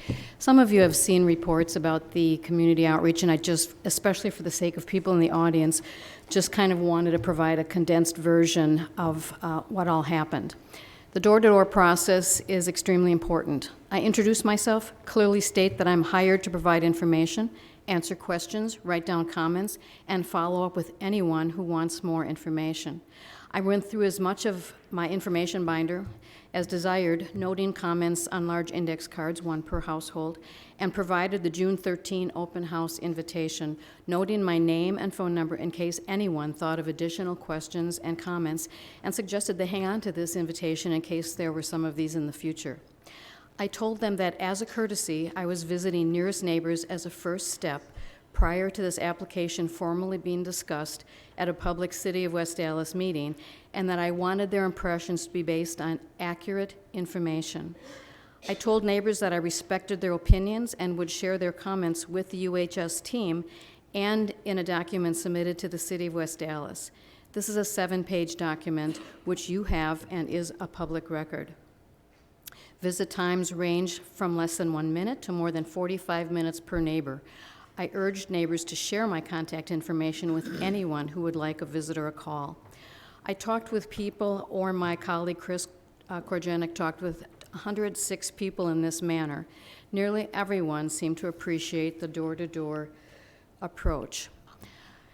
On June 13, we had the information meeting that was discussed. That is also summarized in a 4-page public record. And then just this week, I called people who wanted to follow up, either from the door-to-door visits or they indicated that on the exit questionnaire at the open house. I asked people at that time if they'd like a follow-up call from a representative of the proposal. These are summarized in a 2-page public record. I want to note at this time that transcription of these comments, like those on my door-to-door visits and open house questionnaire responses, are verbatim to the best of my ability. Nothing was edited to present anything other than actual statements that were shared and respected. Thank you. Thank you. Is there anybody else in the audience that has questions or comments on this public hearing? You can also line up. Mayor, lady and gentlemen of the council, I'm Clinton Gallagher, 10509 West Wisconsin. I'm a guest and a consumer in your fine city here. I'm a retired architect and urban planning consultant. I'd like to ask a simple question tonight. I'd like a response if it's possible.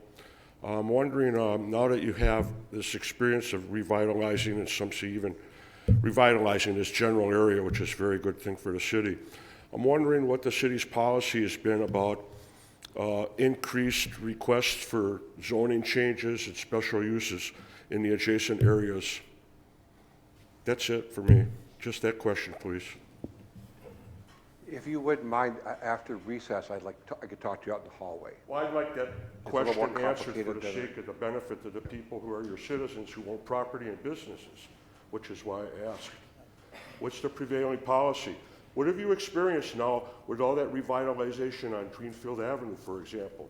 Have you seen an uptake in requests for zoning changes, uptake in requests for special use permits? That gives me and other people an idea of what we'd expect in the future to continue the good works that are coming on that street. So if you could, please address that here now. Sir, what's in front of us right now is a special use permit for a specific parcel. So your question is kind of in a broader sense. It's a generalization, Mayor, yes. I'm just wondering, you've seen this process occurring here, especially in that area, for the last 5 about 10 years it started to get some momentum, if I really recall. And So surely you have some idea as to the uptake in the questions of zoning changes and special use permits as they've been being presented to the city. We've definitely, I think it's safe to say, seen more interest in that area. I don't remember specifically how many of these interested parties requested a zoning change or requested a special use permit. It just depends on what they were interested in doing there. So you don't see a lot of adjacent activity happening in spite of the new development and revitalization? It's very hard to answer that with hard numbers. Thank you. Yeah.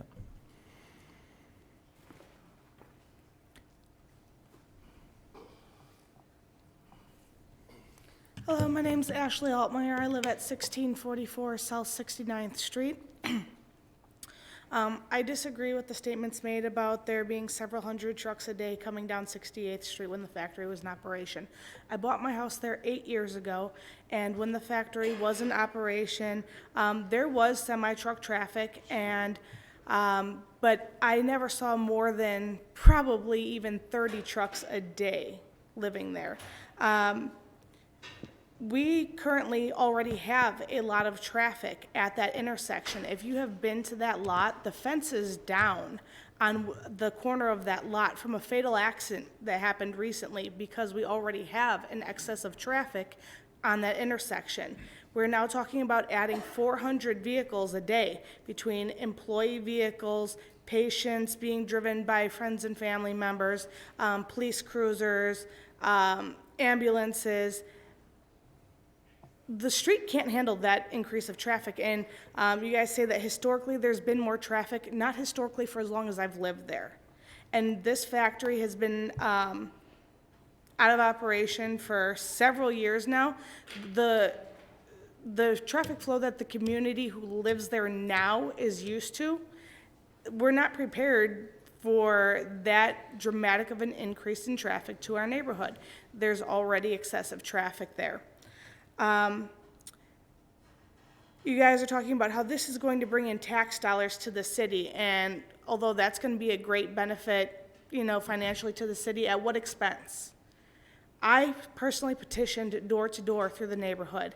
I collected 131 signatures that were turned in to the city. Within 90% of those were obtained within 3 blocks of this lot. These are people that live in the neighborhood, work in the neighborhood, have family in the neighborhood, or otherwise frequent the neighborhood that do not want this facility here. Of all the houses I went to and all of the people I spoke to, every one of them signed the petition with the exception of one.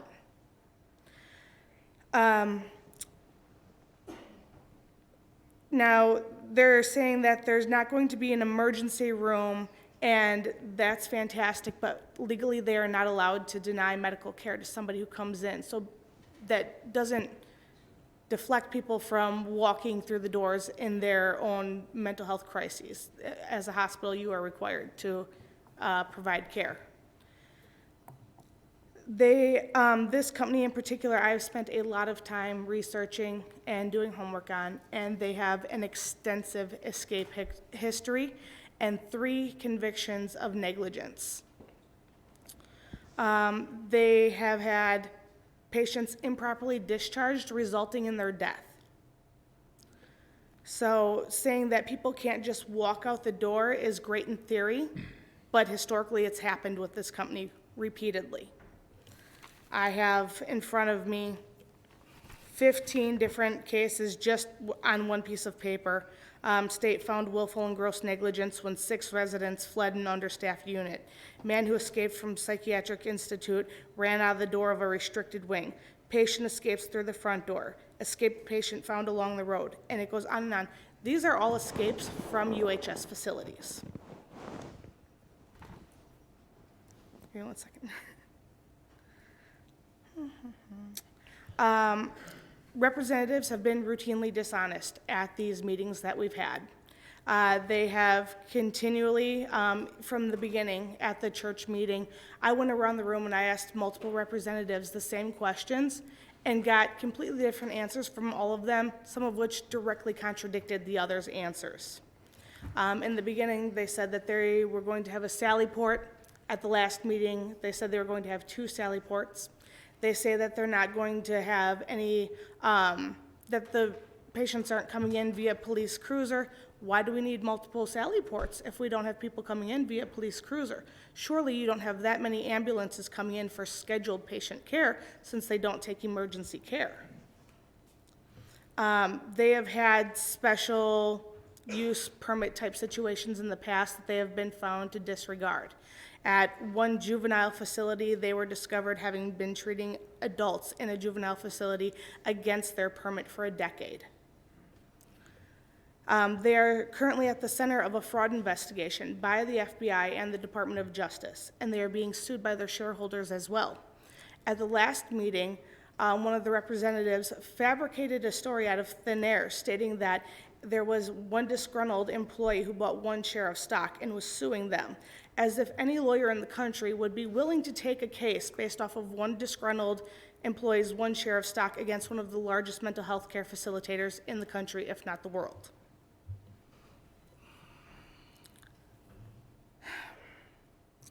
I personally live in this neighborhood, and I don't want this here. I've spoken to my neighbors, and the consensus has been almost 100%. The people that live in this area do not want the facility.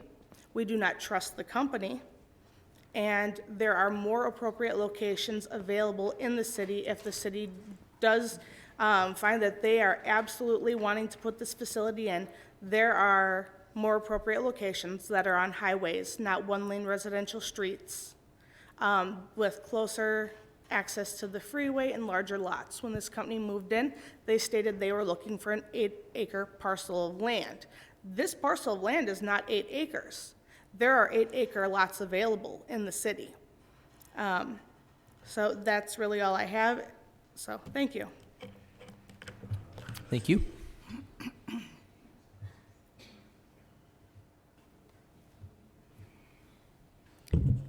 Good evening. My name is Terry Blazik. I'm here with my husband, Jim Blazik. We are landlords.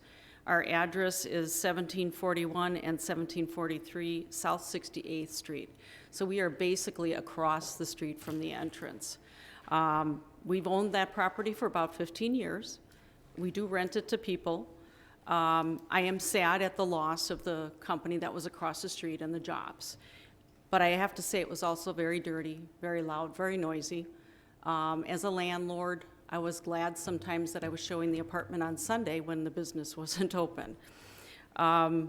They were first though, and I believe in business. So it's, again, sad that they have closed. Now there's an opportunity for a new business to take over that, create new jobs. If the 300 that they're talking about comes about, that's fantastic.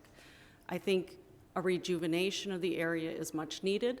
This sounds like it's a very nice, well thought out, well planned.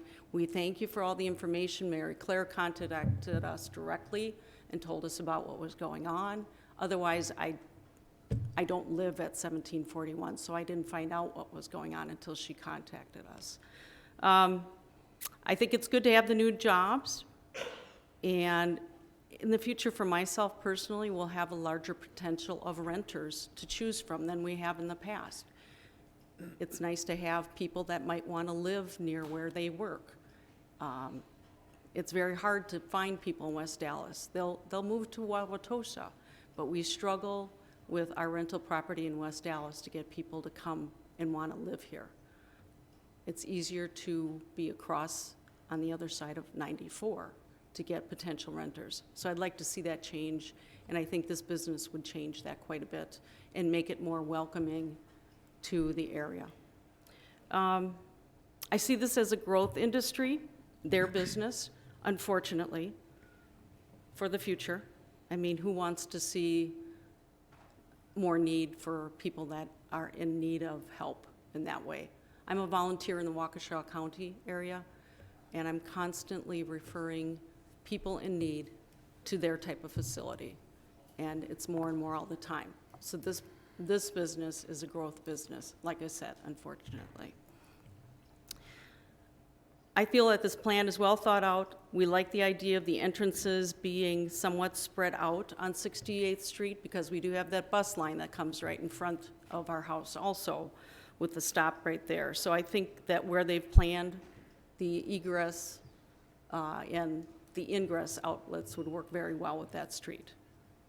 And thank you again for listening to this. Thank you for your comments.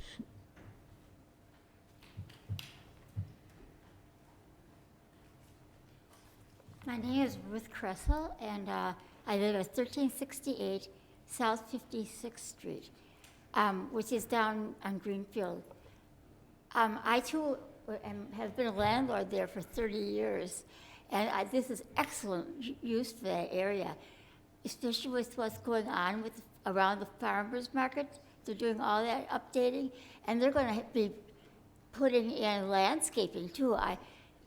The soot from that, when it was a factory, if you want to plant flowers, you dig down and then there's this much soot, you know. So I think this is an excellent idea because that piece of land looks terrible, and it's there's nothing growing there. They cut down all the trees that were there.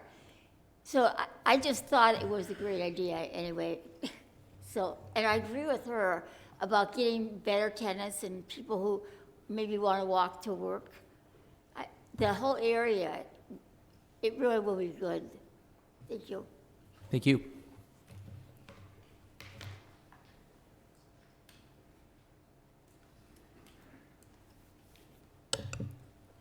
Hello, good evening. Thank you for all sticking with us. I know it's been a long night already.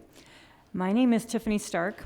I live at 6414 West Burnham Street. I have been a resident of West Allis for 40 years. I walked past that old building many, many times as a teenager. I have a unique perspective as a resident of West Allis and very aware of West Allis and the kind of buildings and businesses that we have, as well as a mental health professional. I am a social worker on an acute psychiatric unit. I would like to say that I have also attended all of the public meetings, including the open house that they had at the church. And I would say this is complicated. It's not an easy thing. But what we're dealing with is the fear, and it's called the stigma of mental illness, mental health. And it's the elephant in the room that is costing lives. Regardless if this facility is wanted, it is needed in our community. We are in crisis. We can no longer wait. There are people that are already here in our communities that are struggling and need mental health services that don't have access. There's not enough access in our community with even the other facilities. So with that being said, I will just give a little insight. Unfortunately, I know 7 people that have suicide. And those are not my clients. Those are people that I know. I recently had 2 people suicided that I know in the last 4 weeks. We need mental health services. What this facility will not be taking on the responsibility of Milwaukee County with Chapter 51s, with ED holds. It is a facility providing mental health to people that need it. I encourage you, as you guys make your vote and your final decision, that you sit and you think about the challenges our community is facing. And I bet every single one of you sitting here and in the audience knows somebody that's struggling right now with mental health. It's treatable. There's diagnoses of anxiety, depression, even schizophrenia. It is a treatable disease. All of these diagnoses are treatable, but I think we really need to understand that it's here. We have people in our communities that don't have access and are struggling right now. No matter if we think this is appropriate or not, we need a facility. So I just wanted to share those comments, and hopefully that you guys make the decision and you think through it and understand West Allis and what our needs are. And I'd like to thank you all. Thanks. Thank you. Any other comments or questions? Go ahead. Hello, Mr. Mayor, council members. My name is Jennifer Schilling. I live at 9727 West Hayes Place. I also was the CEO of Empower Credit Union, on Greenfield Avenue, where we built on a blighted, contaminated site back in 2011. I have retired after 21 years, but I still keep an active interest in our community. Going through the process with the credit union, I recognize the work that has been done by the city, and I applaud you. As has been mentioned, this is not an easy topic. However, I did want to bring up some ideas or items of why I support this proposal. One of the main reasons I'm talking tonight is that I have seen this talked in articles, but more importantly in social media. And because of the social media aspect, there is not the open discussion. The fact that this company, the PR, went door to door and only 40 people went to an open house, that's just not a great way to get information across. And especially, as also was mentioned, the stigma that is attached to mental illness. Mental illness is a disease. It's a mental disease, but we would be looking at this very differently if we said it was a physical disease.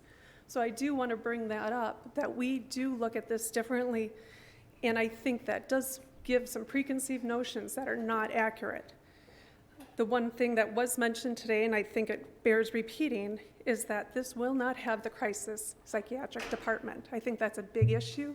I think it brings a lot of stigma with it, and it also shows that issue. As mentioned before too, mental illness is not going away. There is a lack of access to beds, lack of access to care. As a taxpayer, I appreciate the fact that this will be a tax-paying business. It also is great to see a company that is looking to come kind of first to market to Wisconsin and coming to West Allis. I think this is going to be a great opportunity for a new community partner. And as also was mentioned, they are going to be providing jobs, hopefully new residents, and also new community support. This is also a blighted site. As I mentioned, our credit union was built on a blighted, contaminated site. It'll be great to get that done. I think with the development and obviously the drawings, a lot of thought process changes have gone into this. Again, having gone through that process, I appreciate the work that has gone through that, but I appreciate the city really making an effort to make this a nice location. And I also recognize the concern with the residents. And I believe the city and UHS will continue to work together to work forward on this. But I'd also like to point out that we do have Rogers Memorial, and Rogers has been a community partner relatively close to residential areas. So we are familiar, the city is familiar, and I would like to believe that the city will continue that process. But in conclusion, I just want to thank the city. I do believe this is a really good process, and that this will be a good community partner going forward. Thank you. Thank you.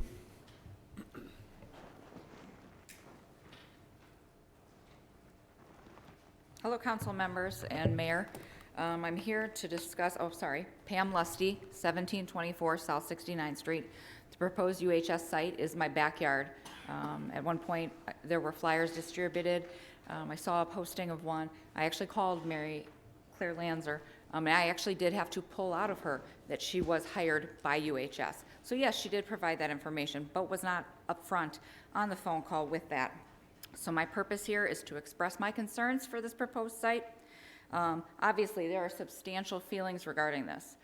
You know, you may be personally affected or you may not be. The issue here is not if we have a need for a mental health facility.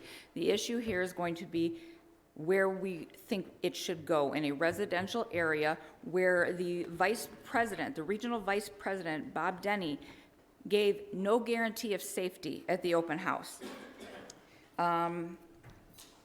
Mitchell does need road repairs. There are other zones, not just in West Allis. I mean, there is, if we went with a manufacturing zone that could pull a special use permit, there is a place on 52nd and Burnham, which is a larger acreage. Initially, they did say that they needed a property that was 8 to 10 acres. This is not that. So they are cutting out some of their needs and kind of compromising. Again, sued by shareholders, as other people have said. I wonder how this affects the future of revitalization of West Allis. At the CDA meeting there last week, or on the 9th, there were all these proposals of these other things that want to be done. How do they feel about this? Do they want to open all of these new properties and stuff like that, based on knowing that this is going in there, sued by their shareholders? My issue this entire time has been the change of verbiage. One person would say one thing, another person would say the next. I would talk to somebody and they would go and turn that and say it to another person. Key terms here is a big deal. We can say not a crisis center. We can say not an emergency center. Sheila Adams at the CDA meeting on June 19th, approximately 53 minutes and 30 seconds in, said they do accept crisis patients.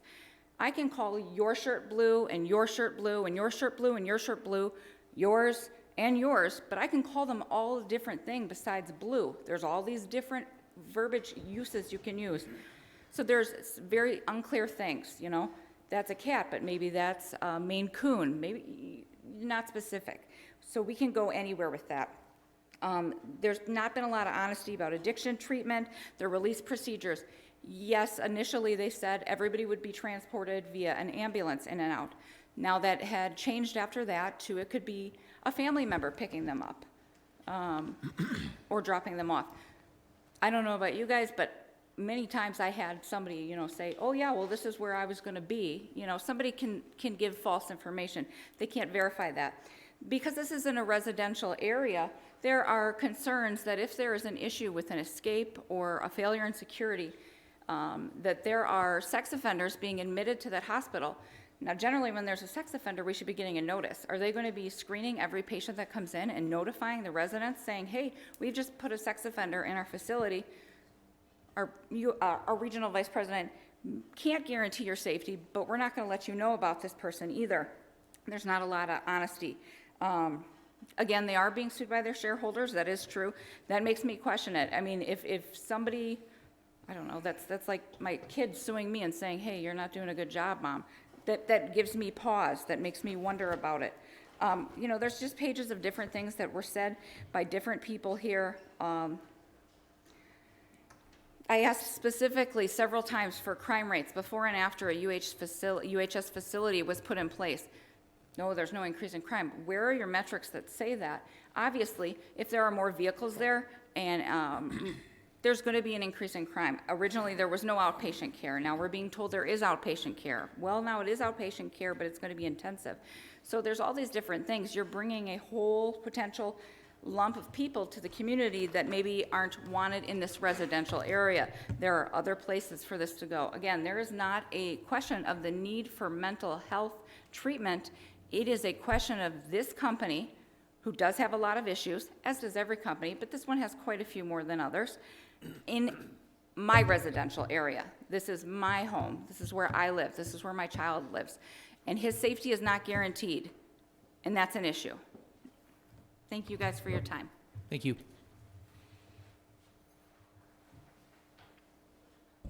Good evening. I'm Mary Neubauer, and I live at 4570 South Nicholson, number 16 Cudahy, but I'm here representing the Milwaukee County Mental Health Board. And I'd like to clarify a few things as a member of the Milwaukee County Mental Health Board. I've been a member of the board since 2014, and I was part of the team that selected UHS to get the contract for this project, and we're talking about the special zoning this evening. And it was a very long process. It went on for 3 years, and what I can clarify is they are not going to be having the emergency component of the behavioral health division in their hospital. That's number one. We're still working on that process ourselves at Milwaukee County, and that has not been determined. The process was a very long process of due diligence. It went on for 3 years. It was going through many, many documents. I went on site visits to 2 of their hospitals, viewed their records, went through all of their departments, and then we came back to Milwaukee, the team. I was on the national research team, and we had a local research team, went through records, went through their development of a site that they were going to develop, and it's the site that you're seeing here this evening. Looked at all of their build out, looked at their dimensions, looked at their planning, met with staff, had multiple presentations, and the board signed off on it on September 18th of 2018, so this has been a long process. I live with a mental illness. I've lived with a mental illness my entire life. I've been treated at the Behavioral Health Division. As a matter of fact, I receive outpatient services through one of the programs at the Behavioral Health Division. UHS is not going to be treating crisis service patients with ambulance coming through a port, a sally port like what happens in the Circle Drive at the Behavioral Health Division. They have people that can come in voluntarily, just like they come in at Rogers Memorial Hospital to get treated. I can walk in there having a crisis and get admitted for 3 to 10 days because I need mental health treatment. It's not going to be any different at UHS. It's the same kind of services for children, adults, and they are going to be treating older adults. We have no one right now that has a geriatrics unit in all of Milwaukee County to treat our older population. So we're going to be having a facility that's going to be taking care of people that we don't have right now. So we're talking about zoning of a property. We're not talking about, we had to look due diligence at, the justice portions and the articles that came out and everything else. And, our board of directors, we read everything, we looked at everything. There's been no advancements on any of the allegations that have been made, and it was around billing issues, and it wasn't on services that were deemed inappropriate. And what I want to say is the security that is set up at UHS is much more advanced and further along than anything is at the Behavioral Health Division, and it's much more advanced than what's available at Rogers Memorial Hospital on Lincoln Avenue. So the concerns that are being expressed here today are concerns that people have, but they're concerns that are really concerns that don't match what we're doing here. We're looking at a special use permit, and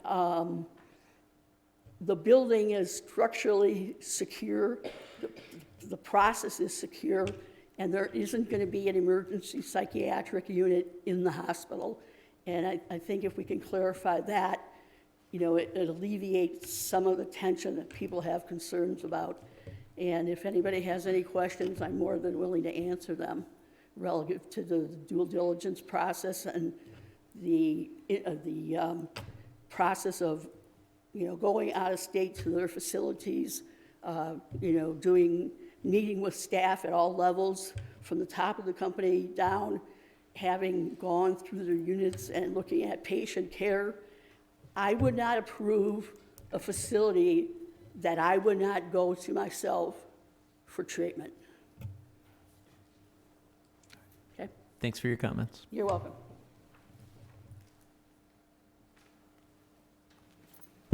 Hi, you've heard from me before. This is my friend Tammy Dopp.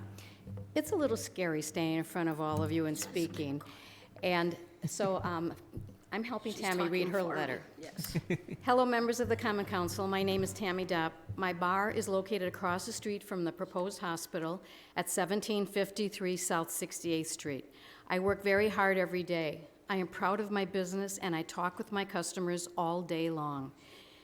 If you don't mind the cliche, mine is the kind of place where everyone knows your name and customers know each other. I can tell you that there is much support for Universal Health Services proposal among West Allis residents. The vacant site right now is an eyesore. What is proposed is a beautiful building that will help people who live nearby and introduce West Allis to those from further away who need mental health care. And yes, it will be good for business, mine and others. When employees stop in, it'll be another opportunity for them to be part of the neighborhood and embody what mental health care providers do, work as hard as we all do, businesses helping businesses. It has been a long time back from the struggling economy. My investment in West Allis, where I have lived for most of my life, is based upon optimism. Personally, I'm excited about universal health services. I hope they are approved and that they will open as soon as possible for the sake of patients and for the vitality of the neighborhood. At night, there are no streetlights. For years, the open space has caused many people and cars to use this street for a lot of no-good activity. It truly gave me, my bartenders, and my customers an uneasy feeling. I have had a couple people stop to talk to me to tell me their reasons for being against UHS. I hope the same group of people that are against UHS will be open-eared and willing to learn and respect the quality of the college-educated, caring people that choose this field to be their career and want to work every day enjoying what their training and caring knowledge is an asset to us all. Thank you, Tammy Dobb. Thank you. Thank you very much. Thank you. Yeah. Does anybody else have comments or questions on public hearing number 4?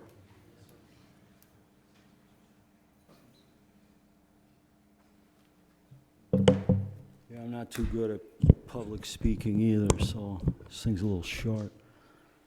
Let's see here.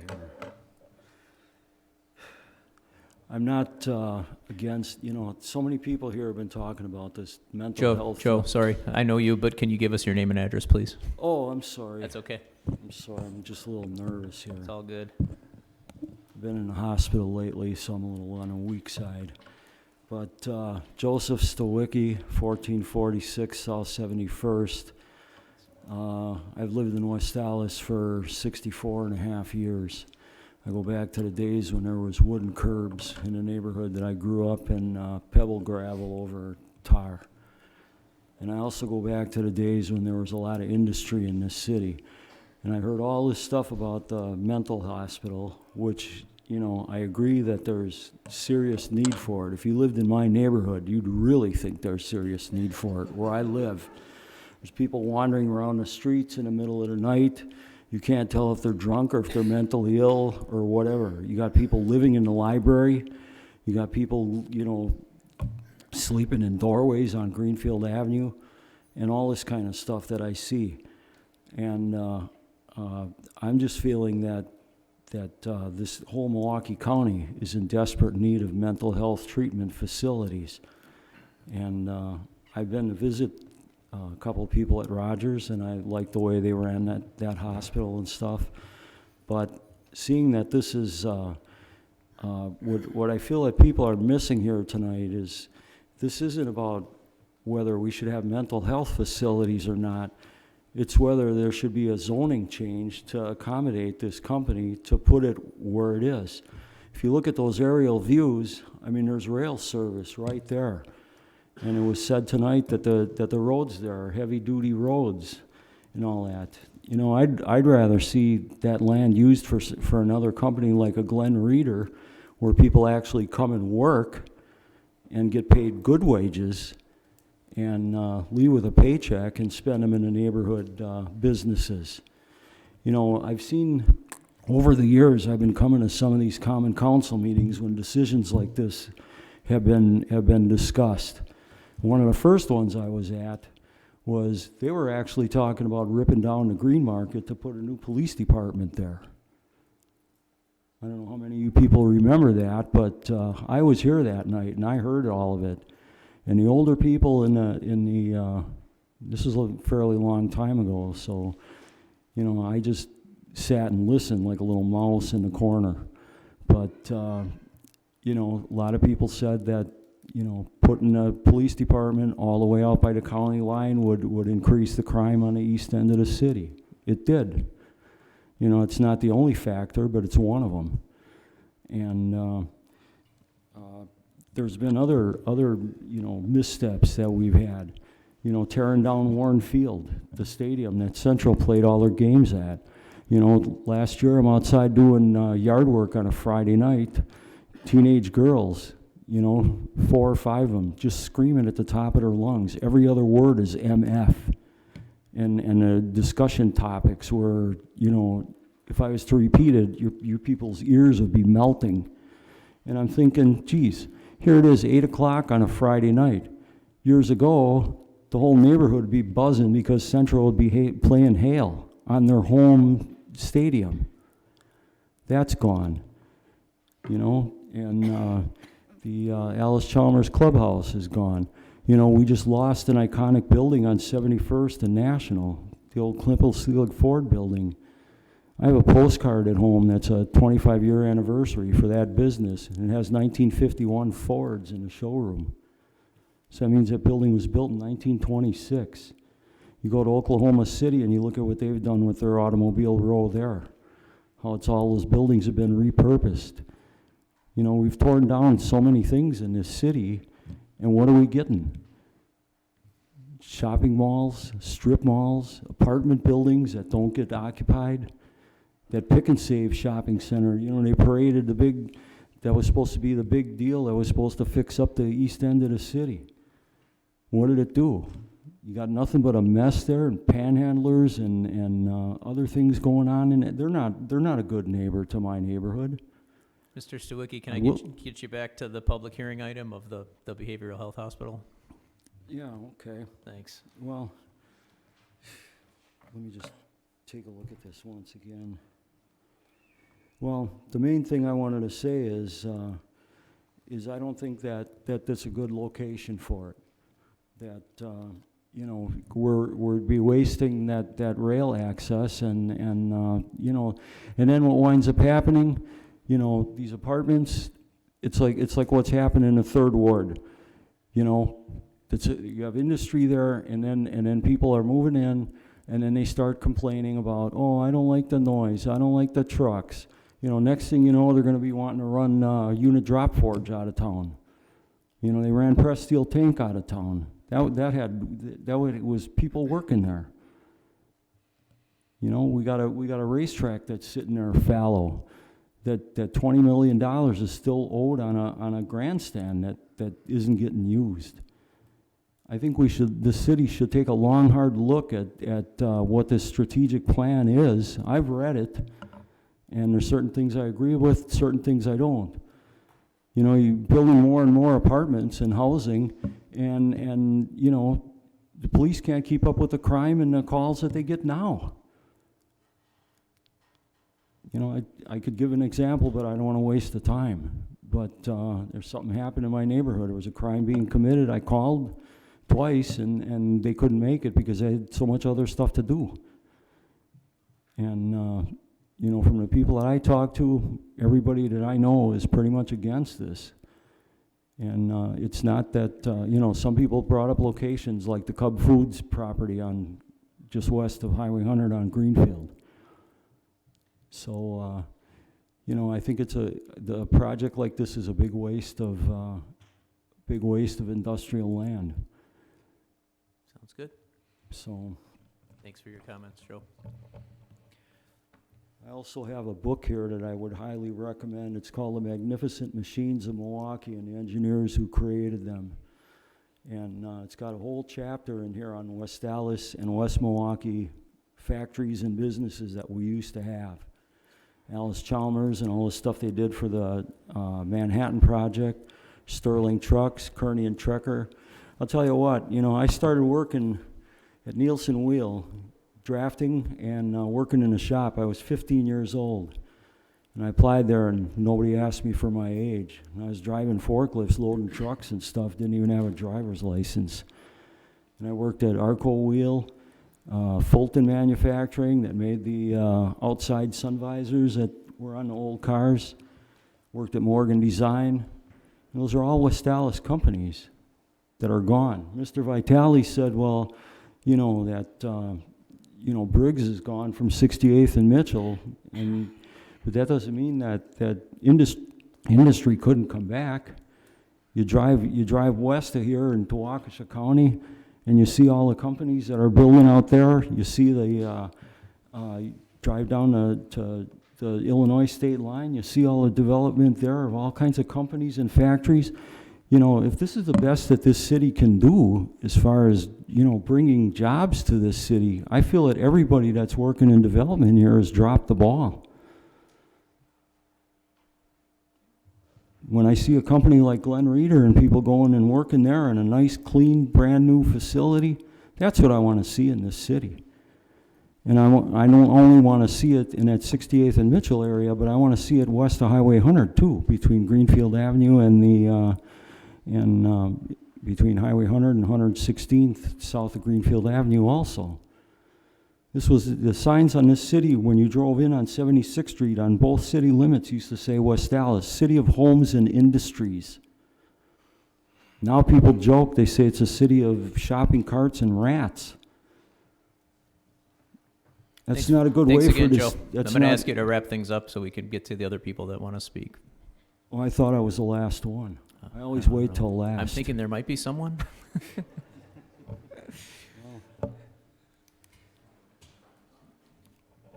Okay. Thank you. Thanks for listening. Does anybody else have questions or comments on this item?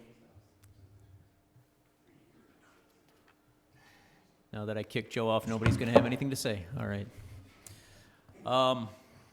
We will close public hearing number 4, and now we will move on to item F on our agendas, which is citizen participation. This is a chance for residents to address the council on matters of interest to them. Because this is a generic item on our agenda, we can't get into specific dialogue back and forth, but we can only listen because the items being brought up are not properly on our agenda. Does anybody wish to address the council under citizen participation this evening? Hey guys, we'll keep this real quick. Chris and Abby Powell with Capri Restaurant, 8340 West Bullitt Road. We just wanted to, for our 5th anniversary in June, our anniversary party, we wanted to do something for the community, give back. And so we raised a little bit of money for the dog park, and we just wanted to turn in the check. So I just want to present a check for $3,100 for the dog park for West Allis. So if we could turn it in.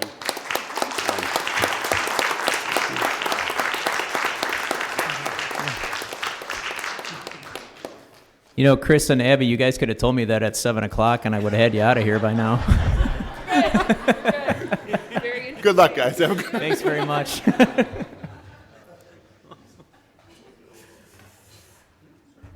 Anybody else under citizen participation?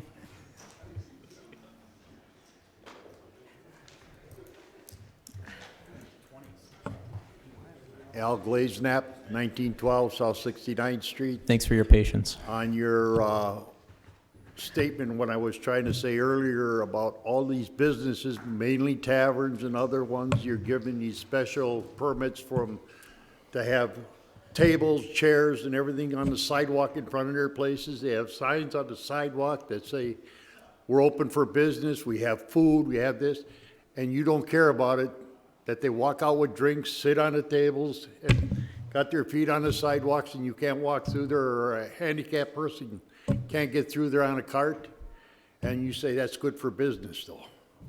And that's not good business. It shouldn't even be there. If they can't drink in a bar, they shouldn't even be drinking.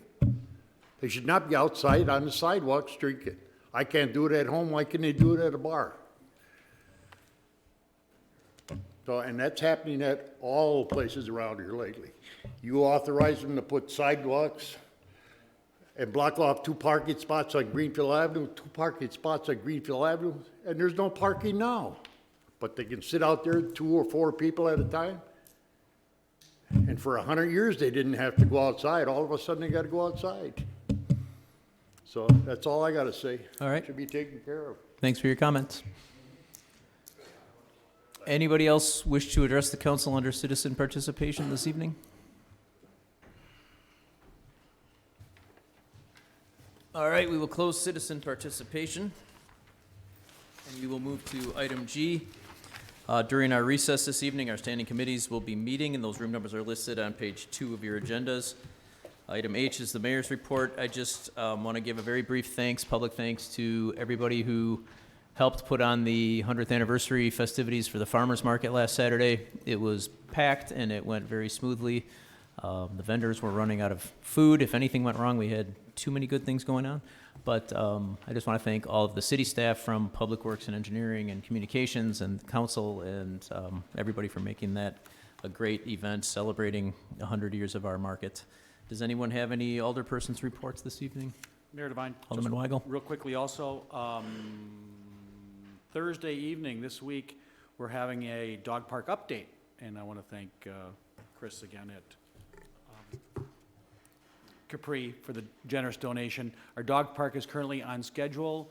It went out to bid. Our dog park construction is on schedule. It went out to bid. We opened the bids, and I believe we have it on the agenda tonight, the approval of it.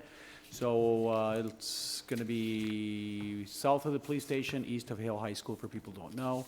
But we'll have an update meeting here this Thursday evening, 6 p.m., I think right in this room, if you want to come. Thanks. Thank you, Alderman Weigel. Any other reports from the alderpersons? Mayor Devine? Alderman Stefanski. I just wanted to say the same thing about what you did about Saturday's 100th anniversary. I attended it. It was a great crowd out there. But also attended the Friday night food truck at the farmers market, and it seemed to be very well attended there too, because vendors were running out of food. So both those events were really great this week. Thank you. Any other reports from the alderpersons? Mayor Devine. Alderman Lysick. I move for approval of the minutes of the Common Council meeting of June 18th, 2019. Second. You have a motion and a second. Are there any amendments to the minutes? All in favor? Aye. Anyone opposed? Motion carries. Item K would be, I'll ask for a motion to place item 6 on file and refer items 7 and 8 to the city attorney. So moved. Second. We have a motion, we have a second. All in favor? Aye. Anyone opposed? Motion carries. Item L is standing committee reports, license and health. Mayor Devine, I'll read those out after recess. Thank you. Mayor Devine. Alderman Lysick. I move that we stand in recess until conclusion of the committee meeting. Second. There is a motion with a second by Alderperson Reinke. All in favor? Aye. Anybody opposed? We are in recess.